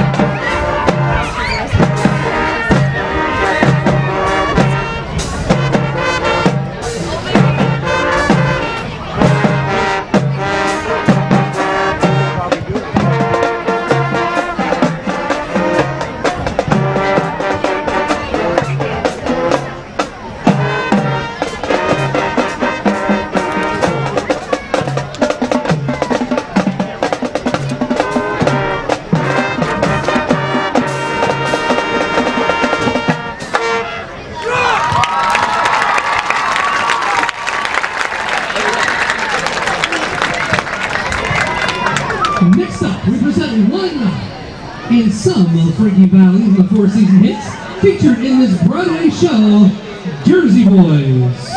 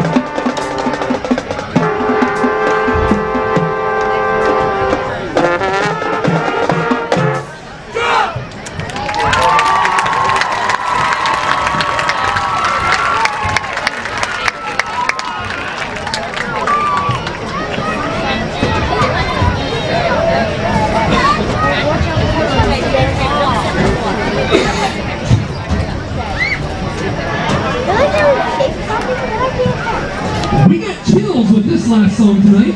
Featuring the Red Knight Marching Band Drumline, here is Grease Lightning.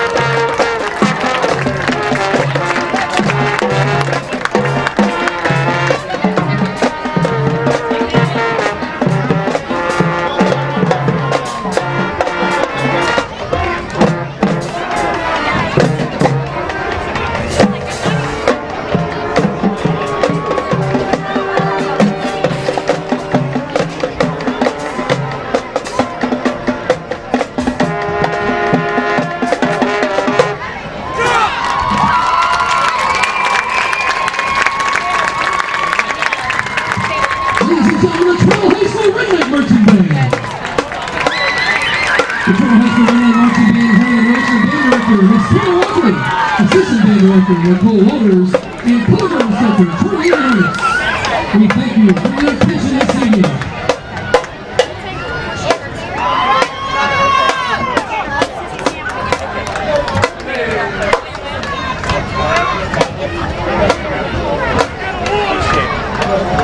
Thanks, Penny. Penny, thanks.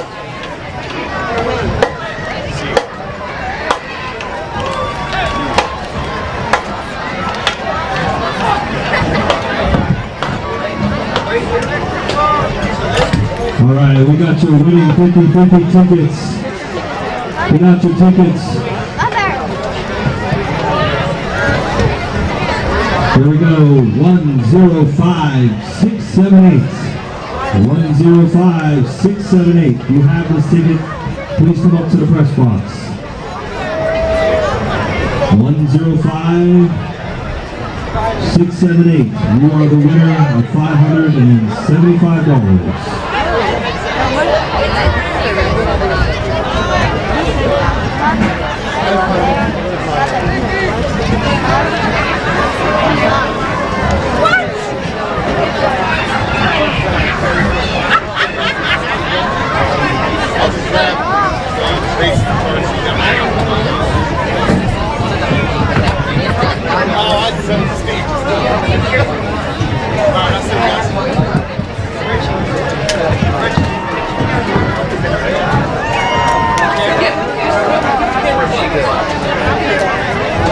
$105-678-5050.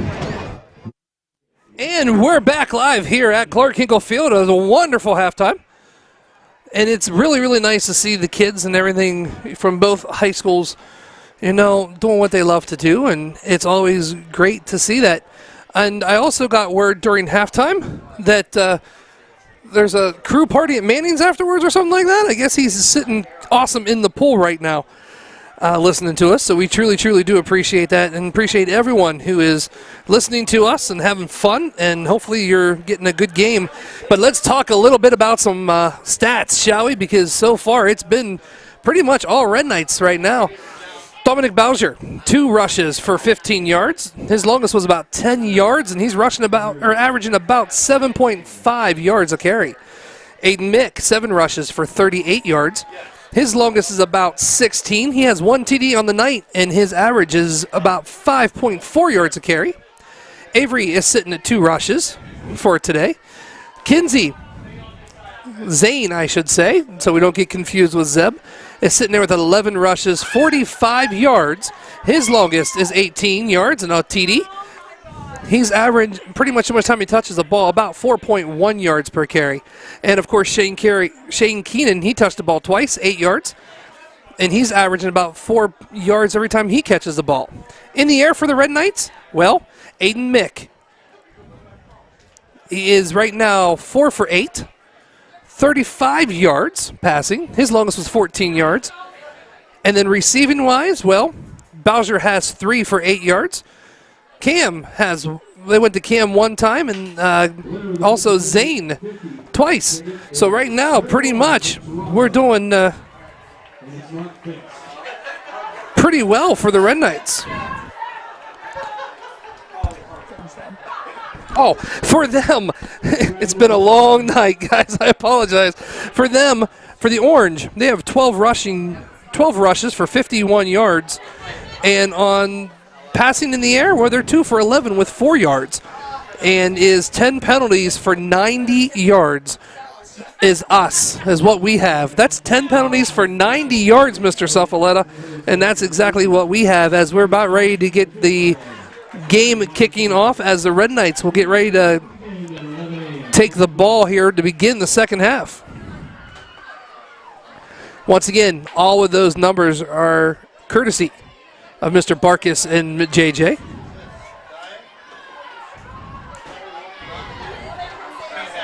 What a beautiful night so far here.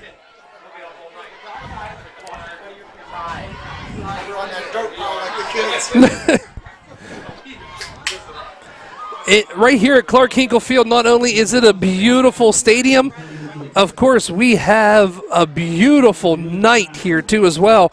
Take a look at you've been looking at the field, but look at this moon right up above us and looking really, really nice and shining down on us a little bit.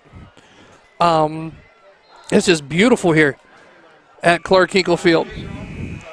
So here we go as the clock starts to get ready here to do the third quarter. To do or not to do. Oh, by the way, did you hear? You weren't. I think you were running around here. I've been running. Listen, I was up and down that dirt pile over there about 20 times. My legs look like Errol Campbell now. Huh? Did you bring your trucks? Yeah, my Tonkas. Your Tonka trucks? You know? Yeah, I brought all kinds of stuff over there. So here we go, getting ready to kick off.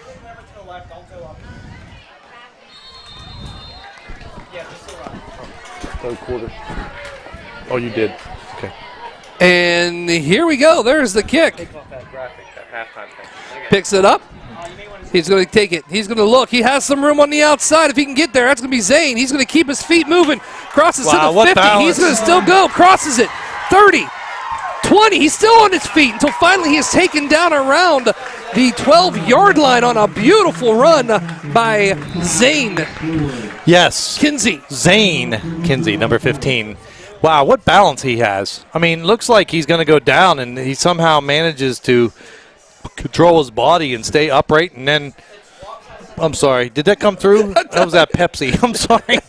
And it just, man, what balance. And then speed and making guys miss, even in the open field. That's nice run down the sideline. Well, blocked by the Red Knights. You got to give credit to the blocks, too. I mean, you can't do it by yourself. Everybody had their responsibilities and they executed them that time, and you get a nice big return. We do have a Red Knight down, though. It's not really looks like an injury. It just looks like he's that pretty much Mick again? cramping up. Because I can see them messing with the back of his calf I'm and trying to to straighten see it if out. that's Mick. It's can't a see single-digit from number. here. You can see it on the shoulder pad. I can't tell the number either. Oh, it's Boucher. Is that Bowser? The kids are telling me it's Boucher. They think it's number 2. And look at him grab the ankle. That's a cramp. Yeah, that is a cramp, which is nice. It's not anything. We're going to go ahead and try to take a look down there as he is getting up now. That is Dominic Bowser. See, when people are injured, we don't really like to show it until we know, but it was a cramp, so I told him to go ahead and do it. And the guy in the black shirt there, that's my chiropractor. That's Dr. Baker. Dr. Baker. We appreciate that. Yeah. As you do know, my wife got injured a little bit this summer. No, it isn't him.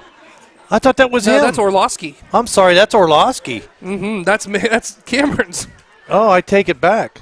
That's Sorry. Dr. Orlowski. Well, Baker used to be on the sideline. Might have went to a different game tonight. No, it could be. Same Yeah, company, they mix them up, yep. Dr. Scarpone's normally on there too as well sometimes. Yep. So here we go. 11:46, 1st and 10 Red Knights. Mick is low for that as his snap comes up. He's going to hand it right to him, and we are off for some odd reason.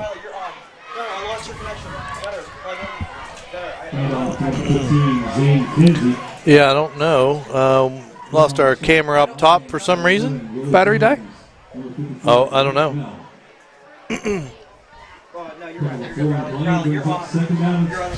So we're going to keep with this camera for a second as something what happened to the overhead.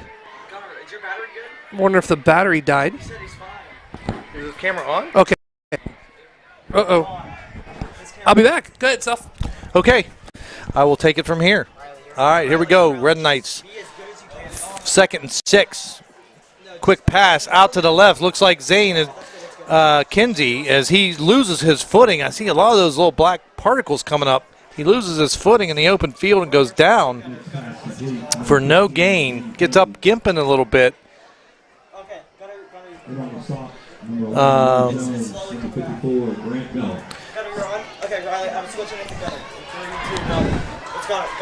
All right, we got our main camera back. We apologize. You guys probably didn't even know that as we had the ground level camera on. Good job, Mr. Coburn. Thank you. As we have another, I think Kinsey has a cramp too. He's down here on the sideline. And I see it's hot out. Keenan getting stretched out here around the 50-yard line. So, wow. And then there's Zane right there on the ground. You can see number Zane. 15. A lot of, like I said, it's a sticky, hot night, very humid. And if you don't get enough fluids throughout the day, I know Coach Frankie used to make him drink pickle juice. Yes, I was about ready to bring that up. Yeah, I remember he came down. Pickle juice. I was so busy this week passing out computers and doing different things that I didn't. Did he bring it down today, or do you know? I have no clue. I don't know if he's sorry. No, it's all right. I don't know if he still does that or not. Supposedly pickle juice takes some of that away. You know what I mean? But that's the 3rd or 4th Red Knight we've seen cramp up, which is expected. A lot of times that first game too. You know what I mean? You get that cramp. As you condition and the air gets colder and all that. Well, I remember, of course, every coach is different and they have different philosophies. Right. We mentioned he loves pickle juice. Bananas with potassium is what Coach Morris always had us do. Yes. I mean, yeah, everybody has their thing. We walked in the locker room, we'd have a whole bunch of bananas just sitting in the locker room ready to rock and roll and go. So here we go, 3rd down and 7. Red Knights on the 13-yard line, 10-16 and counting, 17-0. Ball gets handed off. Oh, wow, Wiggin around the end. It's going to be close. Is he going to get in? I think he's going to make it. Bowser is in. I think that's Wiggin. Nope, Bowser. Is it number 2? It is. Oh, my fault. Not only is he going down, but and another he tackled. It looks like he got in. He did. He got in the end zone. Official timeout for an injury. So Bowser, now they just worked on him cramping up here a little bit ago before the play. So he went into the end zone They're going to actually probably, I'm guessing the cramp probably just came back in since they just got done working on him, I'm guessing. But needless to say, before the cramp hit, he is in the end zone for a Red Knight touchdown.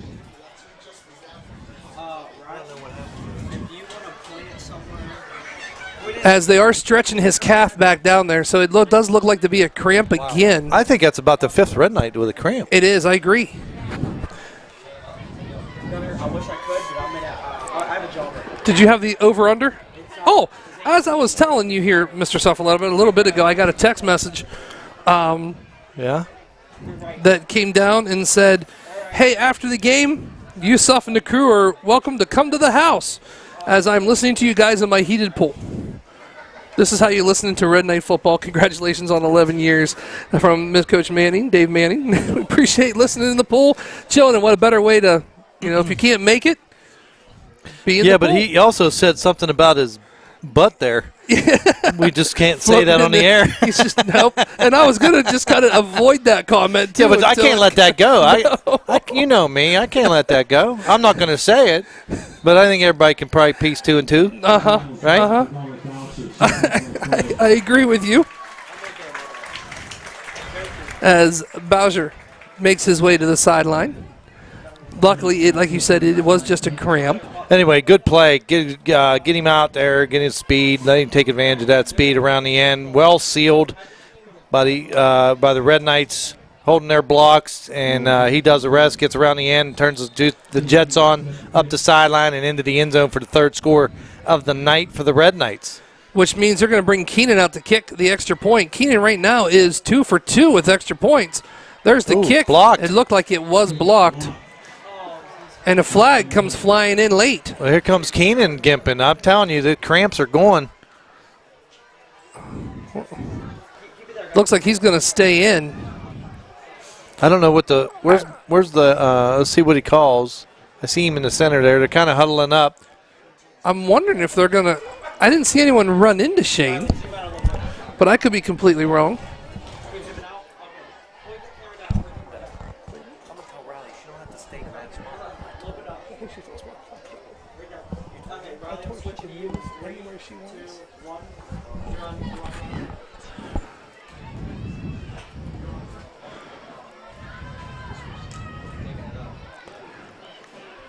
So 10:09, they're going to pick up the flag and wave it off. So that kick is going to be able to stay no good. So with 10:09 left to play here in the 3rd quarter, the score, your Red Knights 20. The Orange Lions nothing. With that being said, we're going to take what they call a silent break. Due to the game being called in the last minute, we had everything ready to go. And then, of course, with them canceling last night, and Mark doing a great job getting the game on for us for tonight to be able to play at this field, we had to put everything together. That's why we got the roster very, very last minute as we're trying to learn and do some of the names. And so just kind of bear with us tonight. But I'm telling you what, it has been a really, really nice game, nice night, beautiful night here in Toronto for the home opener.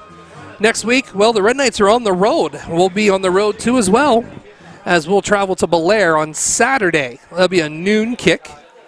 But also before that, and I'll explain something to you here in a minute, as Ashton Ellison gets the kick, it's going to go. No one's falling on it. No one's touching it.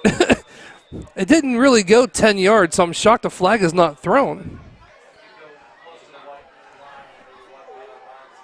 That, you know what I mean? There should have been a flag thrown for not going 10 yards. But, hey. Okay, we'll give them the 9-yard kick on that, and that is where they'll take over 1st and 10 on the Red Knights territory. You can tell we're confused a little bit here ourselves. But here we go. So, 10:09 here to play in the 3rd. 20-0, Red Knights. Faisha back in shotgun. Sidecar is Blanco. Barco, my fault. It's going to go around, hand it to Barco. Barco's going to cross the 45 down to the 44-yard line. And that's going to be tackled number 11, Jace Nett, and number 32, Takai Jet. Second down and 5, ball on the 44, 9:42 here to play in the third quarter. Nothing changes, keeping the same formation for the Lions. Hard count snap, going to fake it. He's not going to have a chance to do anything. Wow. How about Zeb Kinsey coming across the line like a bullet out of a gun? Wow. Now that was Zeb. That is Zeb, yes. He came flying. Yes, that is Zeb. Zeb, it's a loss of 6 on the play. I don't know if that was unblocked or he made a swim move or what, but I'm going to tell you what, he about got the handoff. He was there so quick. Big loss on the play, back outside the original line of scrimmage, third and now 11 or 12-ish. Sure. Here it is. In motion. Fasha, hard count. Gets it. Fakes it. Looks to, pulls the ball back down. Even fakes her cameraman for a second. As he goes to throw, he's not going to have a chance to do anything as he's going to be sacked. Wow. Back Good job. almost around the 41-yard line. Yeah. Takai Jet over there that time coming in with some speed as I don't know what happened. He got a cramp or something. He kind of doubled over there for a second. He's still a little bit, but he came out of nowhere. Well defensed by the Knights there as they're going to force a fourth and country mile. That's my saying. Absolutely. 4th and 20 and more as they come to the line of scrimmage. Already they just go right immediately to the punt formation. Deep back for the Red Knights. I believe it's Bowser. Nope, I lied. It's a double number. I can't really see because of the lights. On a punt. Low kick off to the left. Takes a big bounce at about the 36. Rolls toward the sideline. Still whirling. Surrounded by Lions and then touched. Lions, no Tigers. Oh, my. And no Bears. Hey, really quick question. If you're looking for something to do next Saturday morning and you can't really truly make it to the game, well, come up to Dyer and have golf a little bit, man. Yeah, they got to get a hold of me. I'm having a little golf scramble up there. All proceeds will benefit the golf team. 4-man, men and women both welcome. $75 a guy, $300 a team. I'll feed you. Got some nice, long drives and close to the pin and maybe longest putt and on a few holes. If anybody knows how we eat, they all know Suffy is the man. Oh, I've already got it lined up. So it's not like you're probably going to get a hot dog on the turn, and then when everyone's done, it's probably going to be a smorgasbord up there at Dyer Country Club. So I believe the first tee time is going to be around, 10 in the morning, I believe? It's a blast off at 10. Oh, it's a blast off at 10. Yeah, blast off at 10. So I'm limiting it to about 10 teams. I have a bunch of whole sponsors, and I'll probably throw that out maybe not next game because I didn't look at the football schedule before I scheduled the tournament, but they play next Saturday, and I thought it was a Friday game. And anyway, long story short, it'll probably be the weekend after, but I have to thank a lot of people. And you don't have to do that, pal. I'm good. Oh, you didn't mean me. Oh. So, yeah. My bad. No, anyway, too, I mean, if you can't make it to the game, I'll still be there with a couple of our crew members during the game. And after the turn, you go in to eat. If we're still on, maybe have a computer up there or something to kind of watch the rest of the game while you eat, maybe. I don't know. I feel bad because normally I'm up there helping. And yeah, but that's okay. I have some nice wives. Like how I threw that in there? Yes. Nice wives that are helping me. And here we go as Mick gets it, hands it off to Zane. Zane's going to keep his feet moving as he powers through for the first down, gets close to the 40-yard line. Reminiscent of a Mr. Dozier, not going down and initiating contact. Although Zane's got he likes a little shake and bake a little more than Dozier just prefer to run you over. Yeah, absolutely. And Zane can if he has to, but he can also make you miss. And we got another Red Knight down. Wow. Another Red Knight cramping. 7:39 here to play in the third quarter. Oh, there's a nice picture of the scoreboard. Huh? Absolutely. 7:39. Maybe the next home game. Of course, the game will be at 7. We'll probably take the air right around 6:30, quarter till. No. Next week? No. Next home game. Oh, next home game. Yeah, because what I'm getting at is if you want to come a little early, you can meet Self back at the dirt pile. Just bring your Tonka truck. Bring your Tonka truck, your dump trucks. It might be gone by then. Well, I don't know because I think they're waiting to do the bleachers during that 3 away stance. That way they have 3 weeks to get it done. I thought maybe they were doing it after tonight's game. Because if I remember correctly, we're away next week, but then home again for Lisbon. And I could be completely wrong because I don't have a schedule. But I believe it's the Hall of Fame game that night, which is Labor Day weekend. And then I believe we hit the road for 3 straight games. And then we'll be back, and hopefully by that time we come back. Oh, my goodness, I was right. I don't – listen, will you please tell my wife that? Because I'm not normally ever right. Yeah. No. Oh, hey, going back, not to interrupt you, but I never did say there's an entry form on our website. It's on Facebook. Oh, for the golf tournament. Yeah, that's Farrell. Mr. Farrell posted that it's so it's online. If you wanted to play, just go ahead and fill that out. Tell me your team, and then you can send it to school. And I'm going to try and wrap up entries, by about Wednesday, so I can kind of finalize the food and make sure I have enough chicken breasts and pasta, and I heard a rumor where you're getting the food from. So yeah, it's going to be really good food. Always is. So that's going to be cool. As we get ready to start the action back up here in the third quarter, 7:37. As they're going to put Russell in a QB, Dickinson. He's going to hand the ball off. And I'm telling you what, I'm trying to see who the number was. I can't know if it was Zane or it was Zane. Okay. As he takes 5 yards at least and gets it right to about the 45-yard line. Yeah, had the wishbone there. I like the wishbone. You know that. I do. Takai as a fullback, and Zane, and then it looks to me that looks like Wiggin, the other one. Yep. And we're going to stay in that same formation. Russ Dickinson under center. Keep the wishbone open, something different they haven't seen, except for this quarter. As he's going to keep it, stays on his feet. Wow. Gets Good across the 50, arm. first down, stiff arms him, keeps him running, tiptoes the sideline until finally he is pushed out of bounds. A very nice run right there by Avery Wiggin. Yeah, good job. Man, refusing to go down, man. Never quit attitude. I love it. And he, nice stiff arm to get to the outside, freeze him up enough to, he tight-roped it for a little bit. It looked like he was maybe going to keep in his balance and stay in bounds, but just couldn't quite do it, but nice big gain, 1st and 10.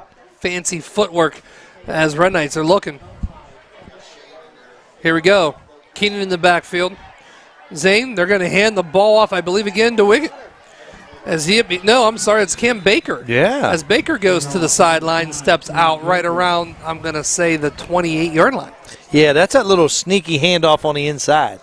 You look like you're going to pitch it maybe for a sweep or something around, and then you sneak your slot receiver in down the line right behind the center, and you kind of just hand him the ball, and nice misdirection by the Red Knights, and then nice run by Cam as he gets around the outside and gets picks up 8 yards, short and 2nd and short. I love the wishbone that they're in because you can do so many different. Well, they're not in anymore as they're in the shotgun. Direct snap. Zane's going to keep it. He has room around the outside. Wow. Just once again, he loves to tiptoe that sideline until he's finally pushed out of bounds about the 8-yard line. Yeah. That should be good enough for another Red Knight first down. Well, and I'll tell you what, that little dipsy-do move he did there, that's a nice move where it looks, he dipped his shoulder like it looked like he was going to plant and cut in, and he got the guy to bite on it and then went to the outside and scampered almost into the end zone. Nice run. 6:37.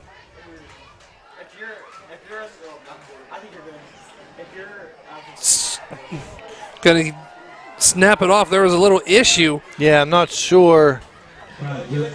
What that was is that was at Takai, That was 32. Takai. Yeah. Looks like they're just pretty much trying to do, remember the old-fashioned Wildcat? Well, and yeah, exactly. I think that's kind of what Trying that to was. snap it and go, snap it and go. And Takai looks like he might have like a side cramp. He keeps kind of like, see how he's got his hands on his hips and he's kind of doubled over. See how he's doing that?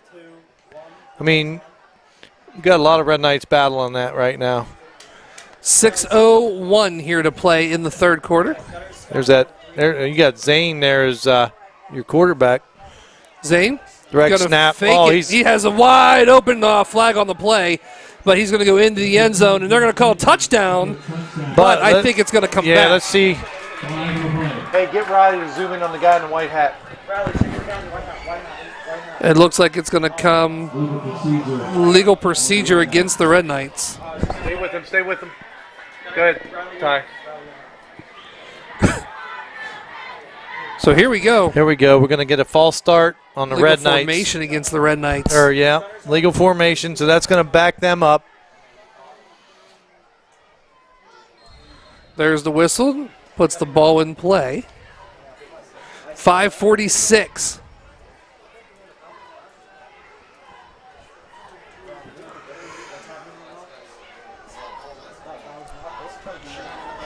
Single receiver over here on the far right. So you have Zane, Takai, and Keenan. It's going to go to Takai. Takai's going to go to the outside to try to find. Blocks the blockers. Jumps over. He jumps over one, and then he lands in the arms of another. And we got somebody else. Oh, man, Cramping. another cramp. Who is that on the ground? I didn't get a good look. I didn't really either. quick. As Takai tried to get around the end there, he had to hurdle, I don't know, one of ours. And then It's not Zane. I can't tell. It's hard to see the numbers, when they're flat like that. But that's definitely a leg cramp for sure. Wow, a lot of cramping tonight. A lot of cramping. Thank our sponsors for tonight, of course, Jefferson County Cable, J.E. Foster Funeral Home. We're gonna, that's okay. We can do No, we got it. Oh, Jefferson County Cable, J.E. Foster Funeral Home, Valley Converting, Rod Henry and Sons, and Gus's Goodies. And the third quarter has also been brought to you by Trinity. So we thank you so much. All the cramps and everything going on. Oh. We surely appreciate it. Yeah. Mr. Orlowski and all them guys down there. Kai checks back in. He does. So now we're going to have that. Oh, Mick's back in now. Mick is in, Yep. back in shotgun. Yep. Behind him is Zane. Trips to the left, single receiver to the right. Here we go. Hands it to Zane. Zane's going to have to shake a little bit as he's making people miss tackles, but finally he meets the whole entire front. Yeah, I think we had a little missed Defensive assignment end. up front because somebody was in our backfield quick. Not sure what happened there. A little miscommunication perhaps, but even so, you see how elusive and how hard Kinsey is to bring down. Nice spin move to get out of one, stiff arm to get out. He made about 3 or 4 guys miss before they had a gang tackle. Well, before that, their flag is going to come flying in. That's going to be declined as an illegal. They're calling it a legal shift, which I didn't see on shift. But oh well, fourth down, 4th and 11, ball on the 11, 4:38 and counting. Mick drops back, swings pass over to Nice. Zane. Oh, Zane man. has it. Wow, what a Zane's cutback. in the end zone for a touchdown. Nice job, well designed, well executed play. This time, Mick, that was actually a really accurate throw. Even though he was backpedaling at the time, he didn't set his feet. He threw a strike just in stride, perfect stride. And then Zane, man, just turns on the jets and then a nice cutback to the interior of the field to get into the end zone. And the Red Knights strike again. Telling you what, there is a heck of a student section down there. If you see them all dressed in Hawaiian clothes and everything else down there shooting on the Red Knights. After this kick, we'll find out we'll kind of give you, we'll let you know as soon as this kick is. I'll show you the student section here. As Red Knights are going to go for 2. Well, there they are. There's the student section right there. Hawaiian shirts, grass skirts. As the Red Knights take a timeout. There's the cheerleaders right there, too. Look at them all happy. They put a lot of work in, too, for a football game. They do. I'm telling you what. Look, there's even parents in the student section, which we like so much, too. I like the beach theme. Do you like it? I do. I think, don't hold me to it, that there's a different theme for every home game. Oh, yeah? I believe. I like that. It's That's nice good. to see the student section Yeah, get back man, when into I it was in and school, stuff we like had the that. bleacher creatures, and we would go down, we'd paint our chests. Oh, yeah. Yeah. That's in the old stadium when you guys used Yes. to be down on the Yes, right-hand down side in- by the concession Yes, stand. down the castle, down toward that. We would be down. That was our side, and then Because I we used to have a Toronto over in flag. the back. Yeah, we used to have a Toronto flag and paint like TORONTO or whatever, you know. But Oh, yeah. And the funny thing is, sometimes you even misspelled it. No, I'm just kidding. yeah, that's possible. So the Red Knights are going to go for 2 this time. So here we go. Fakes it. It's going to be Nick taking it by himself. Did he make it? No, They're going to say no. no. Look at him coming in from the top. See how he's coming Yeah, in? He's marking it. He didn't. He's running in to make the spot. He's running down the goal line, so that means he's not going to let him have that touchdown. Unbelievable, but no matter what, they might not have got the 2 points, but they at least got 6. So the score right now here, third quarter, your Red Knights 26, Lions nothing, 4:27. Another injured Red Knight down, and once again, it's just a cramp. I just quit counting. But I will tell you this, though. One thing I can't quit counting, touchdowns? that's Zane Kinsey's yards. Right now, he's sitting 94 total yards and 2 TDs on the night. Wow. I'm telling you what, from tiptoeing to just putting his head down and running, I mean, that so far, people always wondered, what are you guys going to do without Dozier? Well, I think we might have found our replacement, right? Absolutely. Yeah. Once again, though, that stat comes, of course, comes from Mr. Barkus and JJ. Liddick? Yep. Yeah, they make us sound pretty impressive. I like this setup here. I don't know, no one at home can see it except for us, but I have my monitor that I look at. Right. To get closer up to things. And then we have right the stat beside it, monitor. I got a stat monitor. That's nice. All courtesy of Chris. Yeah, it's nice. So you got to give him a shout out. But you know why he did that, right? Because you asked him? Because he probably got tired of me going, hey, what's this? Hey, what's that? He's like, just look at the screen now. I know, yeah. You don't have to talk to you. Look at the screen, you moron. I'm done. But no, 4:27 here to play in the third quarter. We do truly appreciate it, and it's come an awful lot right now. At Jim Carey Stadium in Weirton on Wednesday, September 1st. Kickoff is scheduled So, for 5 p.m. Shane's back at the helm of kicking off. We had Ashton Ellis last time kick because Shane was cramping up, but he's back in. Shane right now had 3 kickoffs, 120 yards in the air so far for Shane. His longest has been 55, and he also had a touchback. So there it is. Nice high kick, absolutely.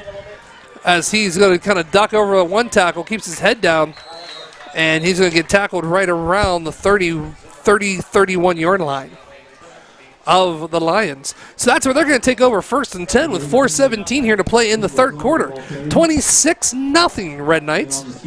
Red Knights already took 1 timeout, so timeouts, of course, are going to go 2 to 3 right now as the Lions have all 3.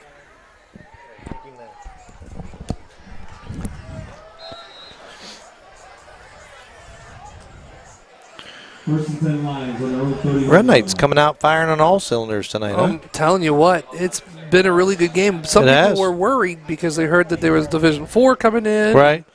And Red Knights handled themselves pretty well so far tonight. Oh, yeah, they look really good. So jumping through, here it is. Falsha's going to roll and try to throw. He does get the pass off. It's caught. Oh, beautiful. Well, I'm going to tell you right I don't know now. if it was a dodge move by him or Listen, what it I was. watched Wigan that whole play. I don't know why, because he was back here looking around, you know what I mean? And he saw that. As soon as he read that play beautifully. He just whiffed on the tackle, but, man, he was there. and actually did a nice job to slow him up, and then we ended up cleaning it up. Nice job by the Red Knights. They've looked extremely good on both sides of the ball tonight. Great way to christen this field, you know. Oh, absolutely. Falsha back. Barco, sidecar. Going to fake it to Barco.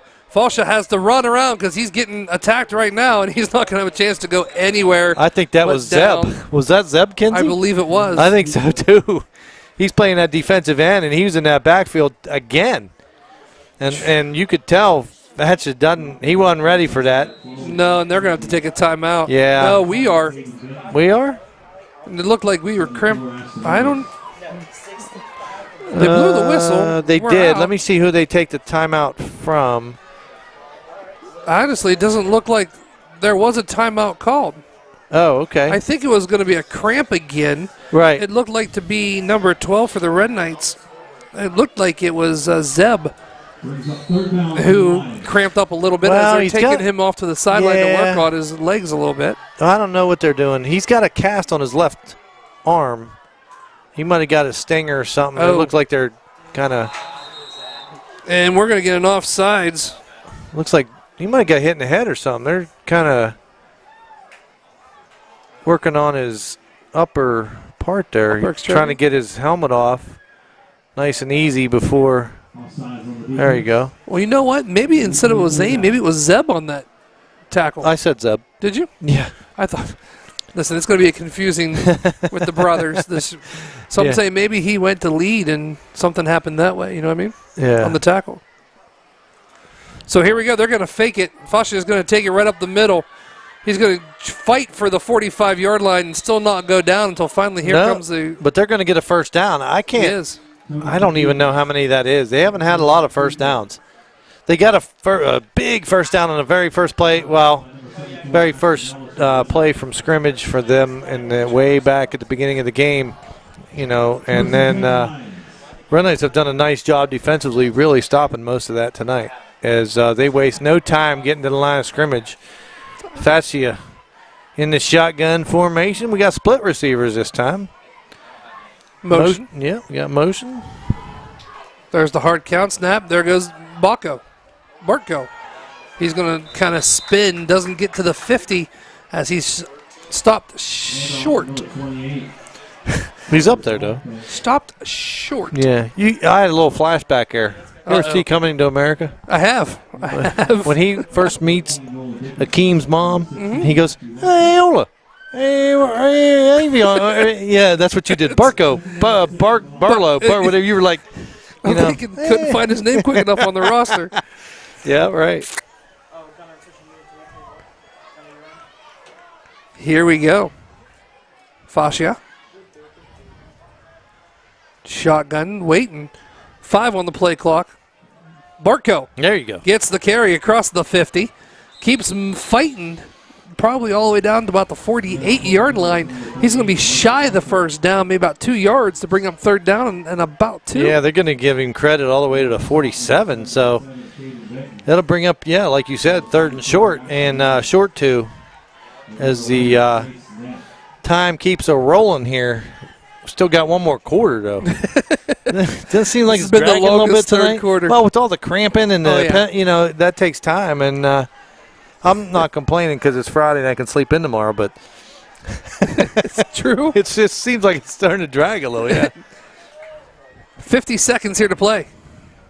In the third. In the thank you. As Fascia is just going to take it himself. What they do is they stand him up. He's going to get enough for a first down as he crosses the 45 to about the 41-yard line.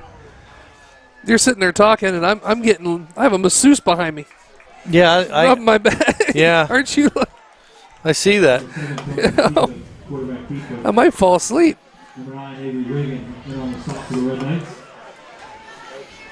Feels good, though, I'll tell you that. Another first down for Orange. As I think they're going to let the play clock run out as the game clock is ahead of the play clock.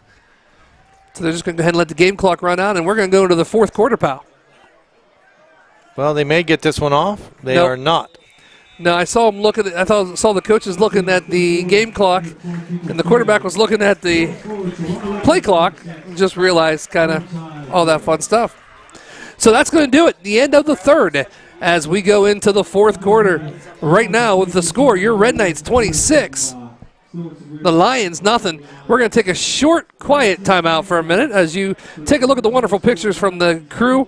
I'm telling you what, we wouldn't be able to do it without Ty Safaletta, Noah Carafa, up on the major camera. Up on the major...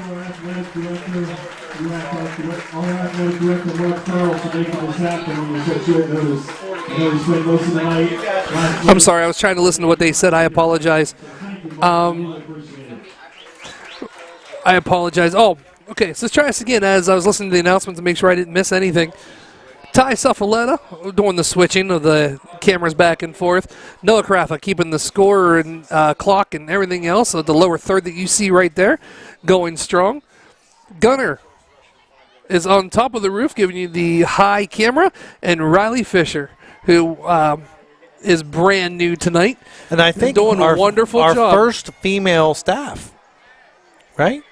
Have we had? Officially, yes. Right? Absolutely. She would be the first official female on the staff. And we're happy to have her. Yeah, oh, yeah, she's doing a great job. As the... Oh. I didn't watch either. I didn't. I was too busy hyping up the kids because they do such a wonderful job. Listen, we can't do it without a crew. But the people watching didn't miss anything. They saw it. So it was a deep pass as Cam Baker was on it to break up the pass. Good job by Cam. Once again, not only do they make us sound smarter with the stats, but help us out when we miss the call. I'm actually looking out there. We're actually a fairly young team. I mean, we have a couple juniors and seniors, but we have some key players. Oh, wow. There's a pass right in the middle. Uh-oh. Oh, did he drop it? Fell asleep. No, he didn't drop it. Wiggin come over and put a lick on him. No, he caught it. That's going to be good enough for a first down. Yeah, Wiggin put a lick on him, but not until the completion. That was actually a nicely thrown ball. I thought Wiggin actually knocked that out of it.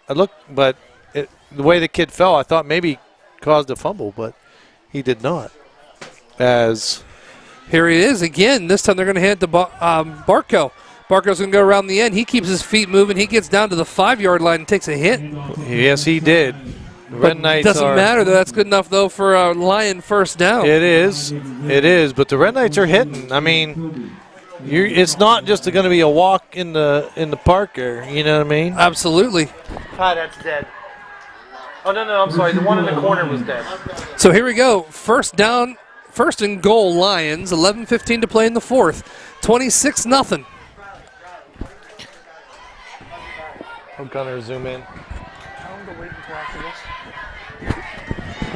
Moving. He's going to keep it. He's going to look. He's going to find a hole. He's going to get close to it, but gets tackled as the band for Orange High School getting in on the action with some spotlights for their team, hoping they get in the end zone. Is that spotlights or cell phones? Those are cell phones, but they're using them as nice little that's what I thought.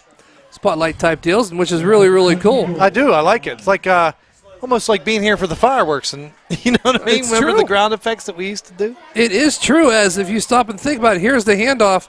Barco is going to go into the end zone for a touchdown to get them on the board. Yeah. Well, we missed that one, but we had to change a battery in the camera up top, so. Yep. That is. Now we're back. We're back now, yeah.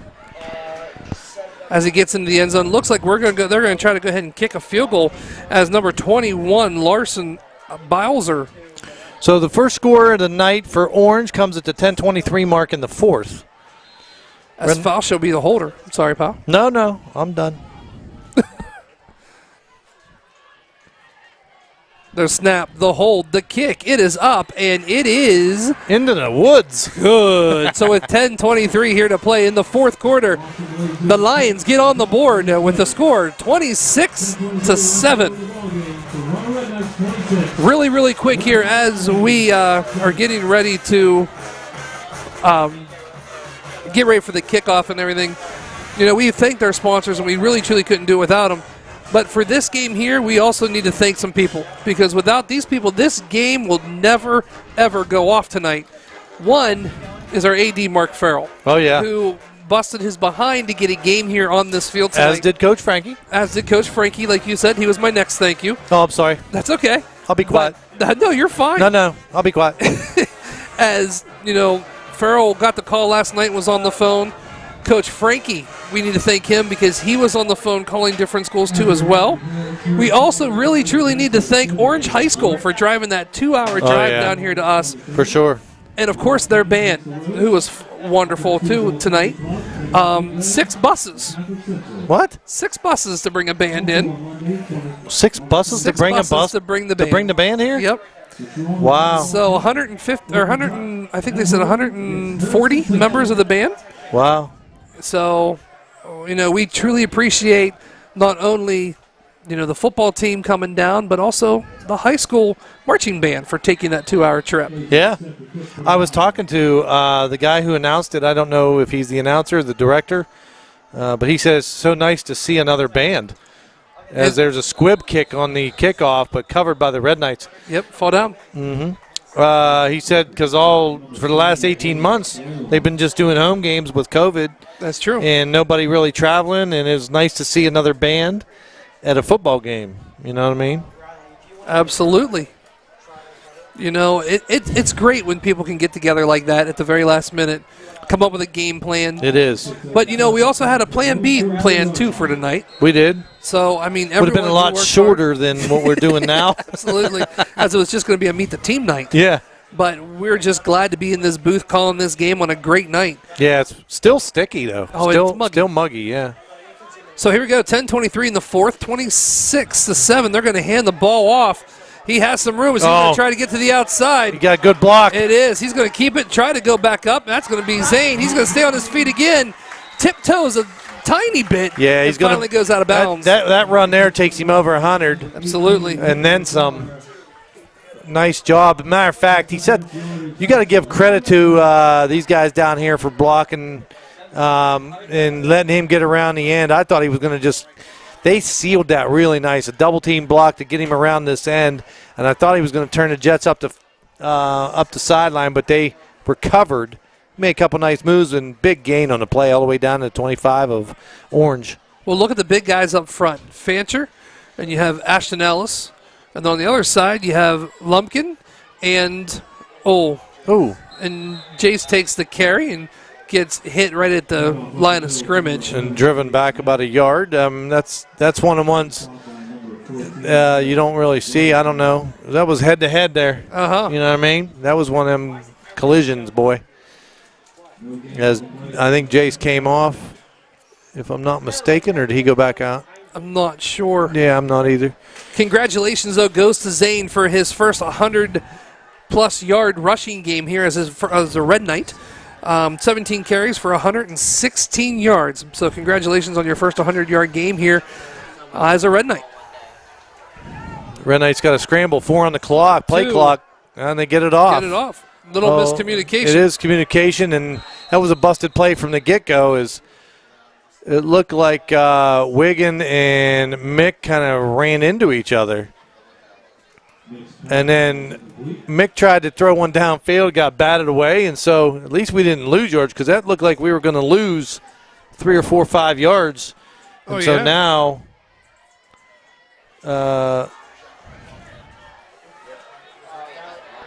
we're still 3rd and 10 instead of maybe 3rd and 17 or something, you know? Absolutely. No hurry, 15 on the clock, time's running. 9:23, there's a snap. It's going to get handed. Oh, wow. He has some room as he hits to the corner of the end zone. Tiptoes once again and just gets out of bounds at the 5-yard line. Telling you what, I want to see that. I thought he was going in. Rope. Oh, I thought he was going in. Such, like I mentioned tonight, just such body control and balance. Very hard to get him down just by a shove. He's able to recover pretty effectively. So that'll bring up 1st and goal now for the Red Knights as they're inside the 10. 9:17 to formation go. for the Red Knights, pal. Yep. Mick looks, hands it right back off to Zane. Zane's going to hit to the outside. they're not gonna catch He's him. going to go into the end zone for a Red Knight touchdown. Nice job, and it's fitting. Agreed. You know, it's fitting. He busts his tail on a couple big runs there, and give him the rock, let him take it in the end zone, finish off that drive, and Red Knights strike again with Mr. Kinsey. Like I said, you got to give credit also, though, to the big guys up front from that offensive line. I mean, Yeah. they're pushing them out of the way. Oh giving yeah, I them the never time, ever and listen. I remember back in the day, Dan Marino doing a Isotoner glove commercial, and they had the linemen in there. Yeah. Did they run through and take him out? No. They were like dressed like he was dressed up. There's the kick. Ashton Ellis gets it up. Huh? Yeah, And it yeah. is good. Yeah. Ashton Ellis gets his first point of the game. Ever? Yeah, I was going to say. I don't know if as a he's Red ever Knight, kicked that I know of, right? Nope, he didn't, but he got it through the end zone. And the field goal. Yes, and almost into the baseball field. He I did. He believe kicked it went. over that temporary fence, and anyway. And what I was saying to you was, two linemen didn't rush the commercial. Take them, put them in a car, drive them some. Oh, sorry. Yeah, no, it's wrong. Wrong That's commercial. Pet Detective. Oh yeah, my bad. No, so he did an Isotoner commercial, and he said, you got to take care of the hands that take care of you. Yep. And then, like, his whole line picks him up and carries him off. Like, Oh, that's cool. yeah, it was actually a pretty good commercial. So, yeah, you can't do without the guys up front. It all starts there. We know that. And I mean, it's interesting because you got Fancher, yes. you got Ellis, Yes. you got Silverthorne, Yes. you got, on that last time, Landon Thomas was in, Yes. and you also have Well, and you can flip-flop on the end. You got Keenan, Keenan as well. right? Yes. So, and he can go right or left being the end. So, yeah, we're pretty big up front. I mean, maybe one of the bigger lines we've had. No? Check this out. Not only has Zane has 19 carries now for 142 yards and 2 TDs, he also has 3 catches for 10 yards and a TD. Oh, wow. So, I mean, right now, welcome to the Red Knights. 3 total TDs, yeah. So here we go. He's going to kick off. And that was Nice. a nice kick Oh, from yeah. Ellis. They're going to let it. Oh, smart play. They're going to let it go out of bounds. So he was going to pick it up, and he didn't. And he decided, or he probably got coaches yelling at him, let it go, let it go, don't touch it. Yeah, so, because he was going to go get it. Yeah, he was. He bent down even. He did, and he let it roll through, and it goes out of bounds. And so it's going to be on the Red Knights, and Orange will start out in pretty good field position, right? Absolutely. 35. Now, here's what's kind of interesting. I didn't want to bring this up because I really don't know. So I could be completely wrong on this, pal. But, you know, Orange High School is a Division IV school. Okay. I know this game was thrown all together at the last minute. Right. Will we still get points for the season from this game? Because that should be really some nice points. I would think. Right? I mean, just because you had to reschedule. As long as, I mean, it would be on Huddle. It would be verifiable. It would be. True. I would think you'd get them. Because I'm thinking the Red Knights should rack up some really nice points because this isn't really that bad of a Lion team as Barco is taken down Yeah. Behind the line of scrimmage, lost it 2 on the play. by Ashton Ellis. Yeah. I got to stand up. Getting a little crampy myself down there. You know what I mean? I do. So, yeah, I would think that would count. I mean, it's got to. It's an official game, right? So here we go. We got 2nd and long now. Fascia in the shotgun. Robinson in motion. They're going to hand it. Nope, they're going to fake. Fascia looking downfield. He's going to scramble to his left. Makes a guy miss. Across to 35. He's up to the 40. He's got room to run. 50, 45, 40. Can't. And then finally taken down as it looked like he was almost going to take it to the house. He has some But speed. not, and he does have some speed, and he gets across the Red Knight 40 down to the 37. And that's going to be a giant gain and an automatic first down for the Lions from Orange. trailing 33-7. Your Red Knights are up and about 8 minutes to go here in the game. Wasting no time, right back to the line of scrimmage as Fascia goes back to the shotgun. Barco, his sidecar to the right.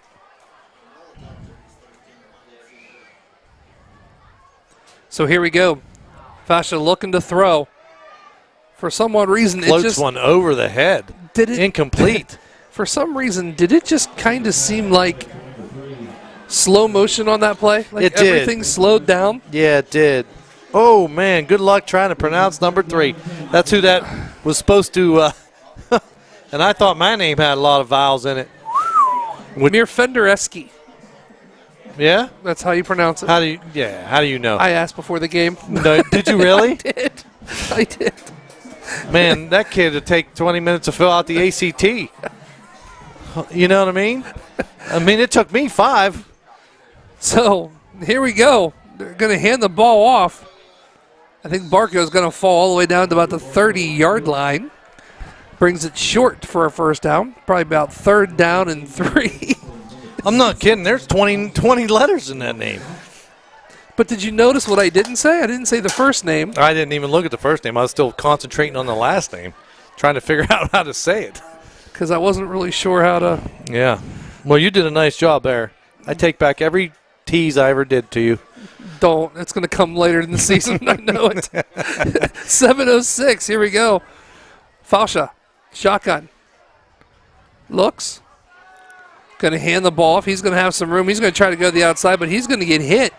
And finally, man, the Red Knights bunch of there in Red Knights numbers. take him down. Yeah, they're there in numbers. 4 or 5 guys swarming to the ball. That's going to be Nick Nickens. I mean, as a coach, you got to love to see the enthusiasm and the energy from the Red Knights defensively. Who'd you say, Nick at Night? No, Nick Nickens gets the call. I was talking. I kind of caught what you said and kind of didn't. And anyway, the Red Knights swarming defensively. It's good, nice thing to see, and a lot of positive there to build on for sure. Tell you what, Red Knights have just had a really nice game. Fascia. Snap. Low snap, Looks. but he got it. Looking to throw. Oh, he's Has there. a man downfield. He's He's going to there. be caught and in the end zone for a Lion touchdown. Second time they ran that play, and it was successful. I mean, they've run it a few times, but it was he threw a strike last time. If you remember, Wigan come over and put a lick on him, but he held on. Same play there, just that deep crossing route, and he threw it right there. And Mir Fendereski with a touchdown. yeah, just.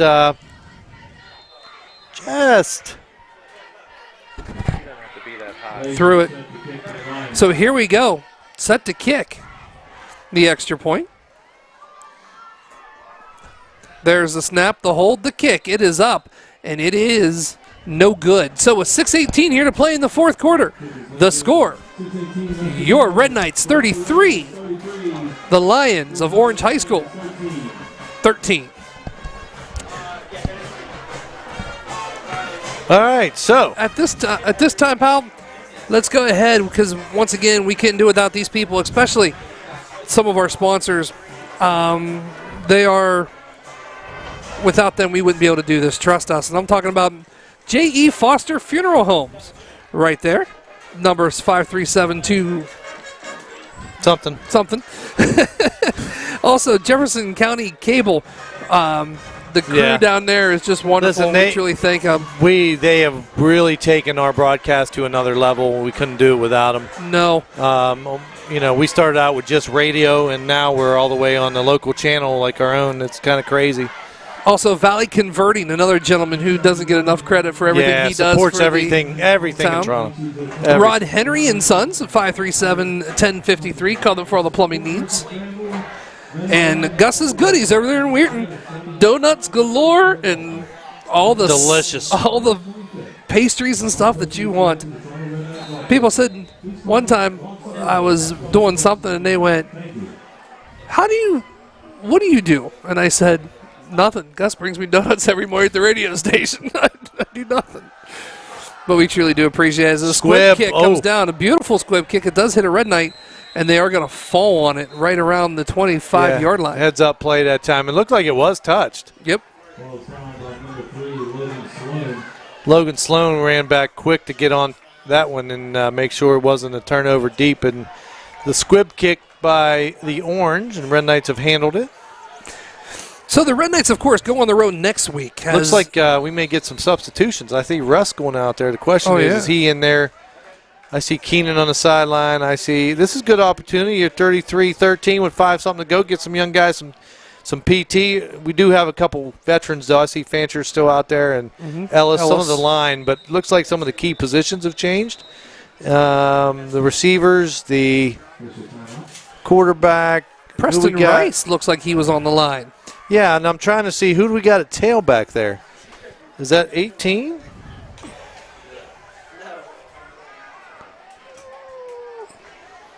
Spencer Board?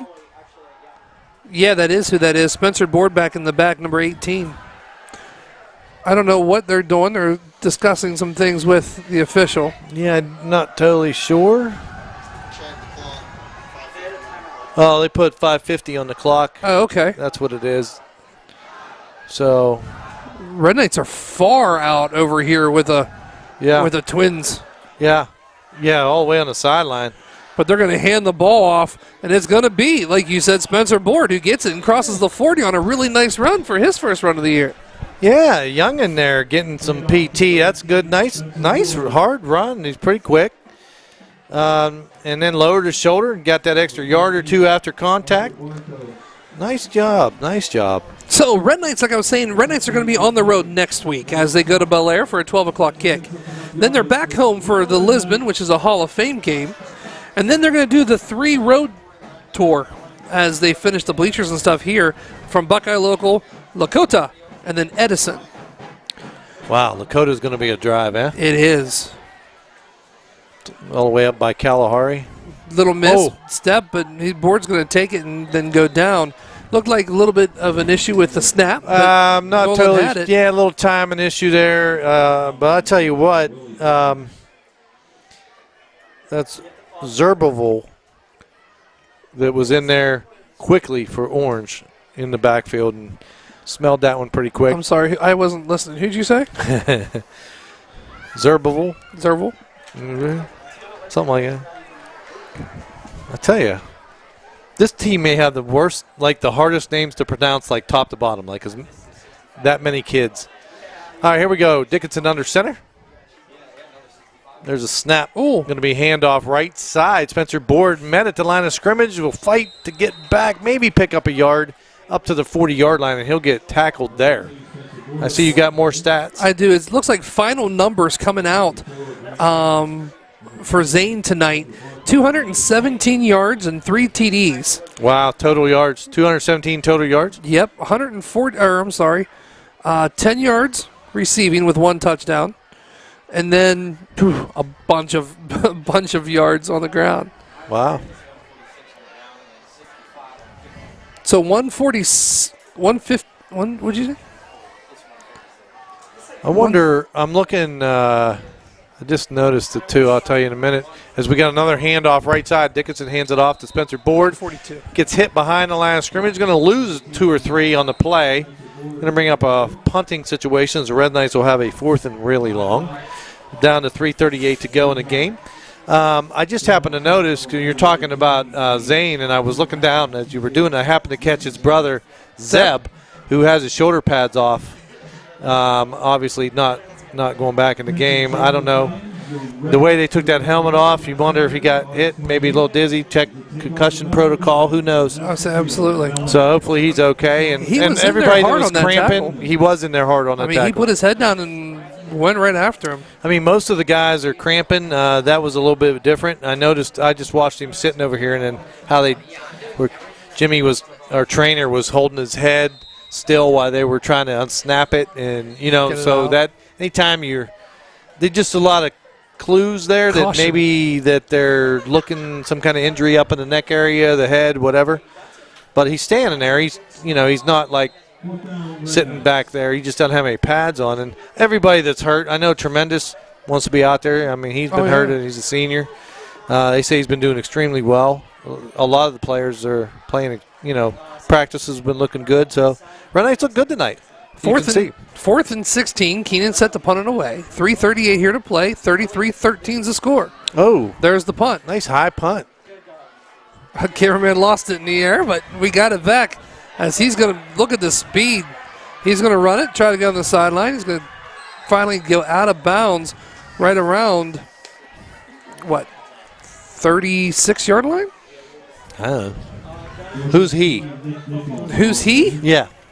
Do we know who he is? Yeah, number 17. No, I lied. 16? Number 16, Nick Nickens. Oh. That's one of them names you don't forget. No. I agree with you. We did have a conversation today, though, about like me. No, I forget who I was talking to. I think you were in the room though. Oh, and they were asking about what happens if the roster names change or whatever. And I said our listeners have been with us for so long right now. Juju Banks has been an 11-year red-shirted freshman. Yeah, longest active high school player in the country. Because someone texted me and said I'm disappointed I didn't hear Juju Banks tonight. So here is the snap from Faisha. Gives it to Banco. That was not Banco. Is that West Banco? Actually, that was a Barvel. Who? This is a Barvel. Oh, okay. Oh, that's the one that, I pronounced a couple of times ago, and you said who? It's like, yeah. We're at the 3-minute mark here in the fourth quarter. Red Knights in command of this one, up 20, 33-13. Backing up. Shotgun formation.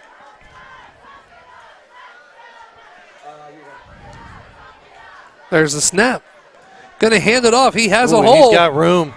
If he gets around the end, he might take it in. That's exactly what he's going to do. He's going to keep running. Nice job. Oh, man. Who was it that came from the backside? 17? Connor Peters out of nowhere said, "You're not scoring." Wow. And that was Shreeman on the carry. I don't know. He came from across the field. Put a lick on him, man. Pull that up on replay. I forgot to hit that button to start the game out. You did? I did. Sorry, I was doing some other things right before the game I gotta started. say, if we're throwing shout-outs out, I got to say thank you to you because we everything crashed a half an hour before we were supposed to go on, and you got it running. Oh, I appreciate that, man. I'm just glad it's working. Well, as there's a handoff off the right side, as Barco battling, but no, he's denied. Denied. Well, I just wanted to point it out because I know that there's times when we've had some technical issues and we get some heat, and some criticism, and there's a lot of production, a lot of hookups, a lot of computers, a lot of technology that goes into this, and sometimes it doesn't work, and you really bust your tail to make sure we get a really nice broadcast every day. So thanks. Oh, no, thank you, buddy, because I couldn't do it alone. I mean, with you and the kids, I'm telling you what, oh, man, he walked right in. Shreeman for a touchdown. No, like I said, I wouldn't be able to do it with you without you and the kids. I mean, well, the kids do most of it. I got to say, I come and I throw my 2 cents and joke here or there, but all the cameras, everything, and but when it hits the fan and we're not on and people are texting and hey, what's going on, and it's you. You're the one fixing it. You're the one on phone calls and with tech support or whatever. Kick is up. It's good. Yeah, that's a nice kick. Yeah, not bad. Nice kick. But anyway, I don't know if people realize quite how much you do to make sure we're on the air, and I think they need to. So thank you, Mr. Coburn, for everything, and thanks for bringing me along for 11 years. It has been wonderful. It has. We have fun. I actually look forward to the away games, too.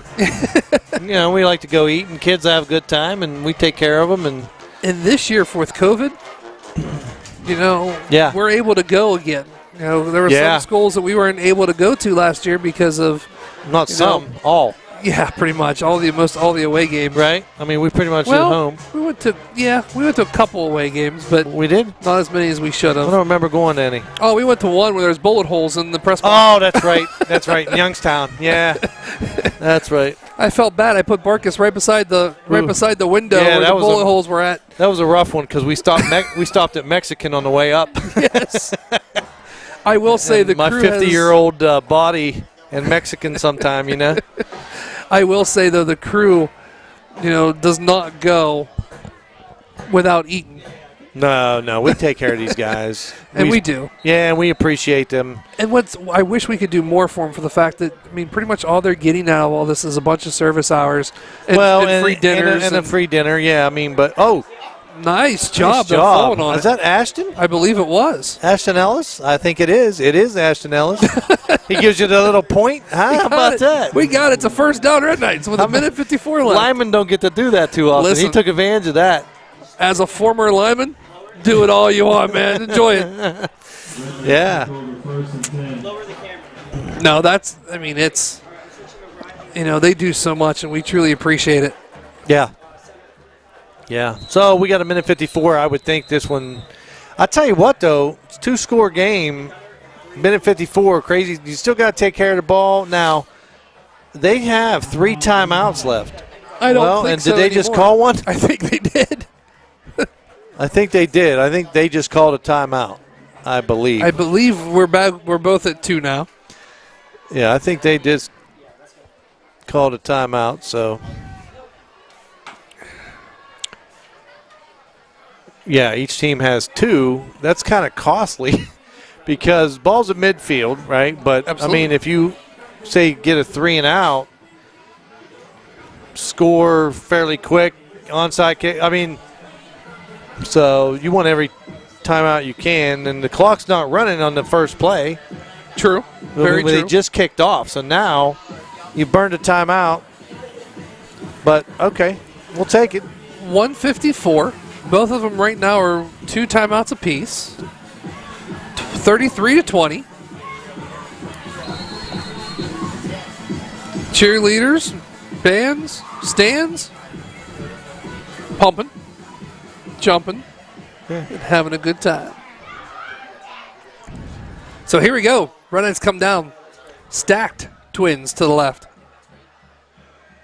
Under center is Dickinson. Going to hand the ball off. Looks like Jace Net, number 11. Yes, it is. He's going to get hit the line of scrimmage and driven back about 3 yards. They're going to mark him just 2 and then say his forward progress stop there, or as he gets up kind of gimping. So 2nd and 12 now. They are not calling timeout, which I appreciate. Yeah, absolutely. Right now, At of course. 10:15. When's the last time we've been out at 10:15? Not sure. As they come to the line, Aiden Mick is finishing up of this game. He's pretty much done as Nolan Dickinson's in. He's going to finish this game 6 for 11. 45 total yards, 1 passing TD. So that's not a bad outing for Mick for his first game. No, not at all.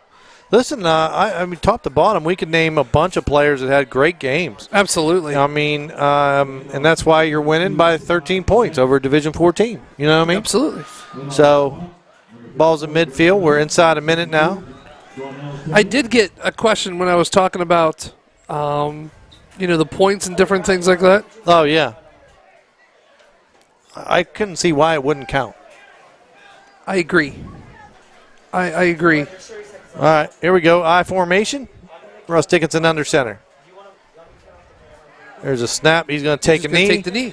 Yep, 21 seconds. That'll be inside the play clock, and I think both teams content to just let this one end, and that's going to be our first game here at the brand new field, brand new Clark Hinkle Field. It's amazing. And real quick, before we take a short little break and I get the rest of the stats to finish everything out, I was talking, or I mentioned something, and I did get a text when I asked if the points count, and they said, yeah, the points do count, just the OHSAA needs to be notified of the changes in the schedule for playoff points to count, which I guarantee you Mark probably already took care of all of that. Oh, yeah.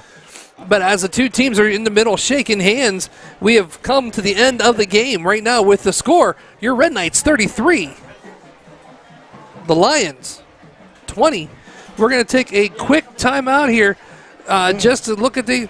No, I don't have to. He has them up and ready to go already. Look at this. So let's take a look here really quick at some of the games. You're fine, pal. So here we go. About a really, really nice game for the Red Knights is Dominic Bowser. 3 rushes for 28 yards, 1 TD. Cam Baker got on the stat board with 1 rush for 8 yards. Aiden Mick rushing so far today was 8 yards for 39. His longest was 16. He has 1 TD too as well. Russ Dickinson took a rush today. Avery Wiggins, 3 rushes for 18 yards. So that's the rushing side of things for the Red Knights. Taking a look at the passing side here of the Red Knights in just a second. No, you're fine, buddy. As look, Aiden Mick, like we mentioned already, was 6 for 11 in the air, 45 yards, 1 TD. His longest was about a 14-yard pass, pal. And then Dominic Boucher, he caught the ball 3 times for 8 yards. And then Zane Kinsey, not only did he do it on the ground running, but he also did some damage in the air too as well, as he was targeted 4 times. 10 total yards. His longest was 11. He has 1 TD too as well. Shane Keenan also gets on the stat board as he was 3.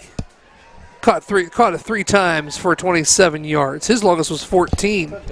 Orange offense, well, here it is, pal. The Lions rushed for 144 yards and 60 yards in the air, buddy. Wow, nice. So what a great game. A very special thanks to everyone who listened. Special thanks to our friends over here at, of course, I'm talking about Barkus and Liddick. They truly do make us sound a lot smarter than what we truly are when it comes to stats. Yep. For the crew, Ty Suffaletta, Noah Carafa, Gunnar Blood, and, of course, Riley Kinsey. And a little bit of Ty Fogel helping out tonight. Ty Fogel helping us out here tonight, too. That's pretty much going to do it, as looks like we're going to run the alma mater from the sidelines. And that's pretty much how we're going to let this game and us finish it out. So, ladies and gentlemen, for Mr. Rob Suffaletta and for myself, have a great night, and we'll see you next week.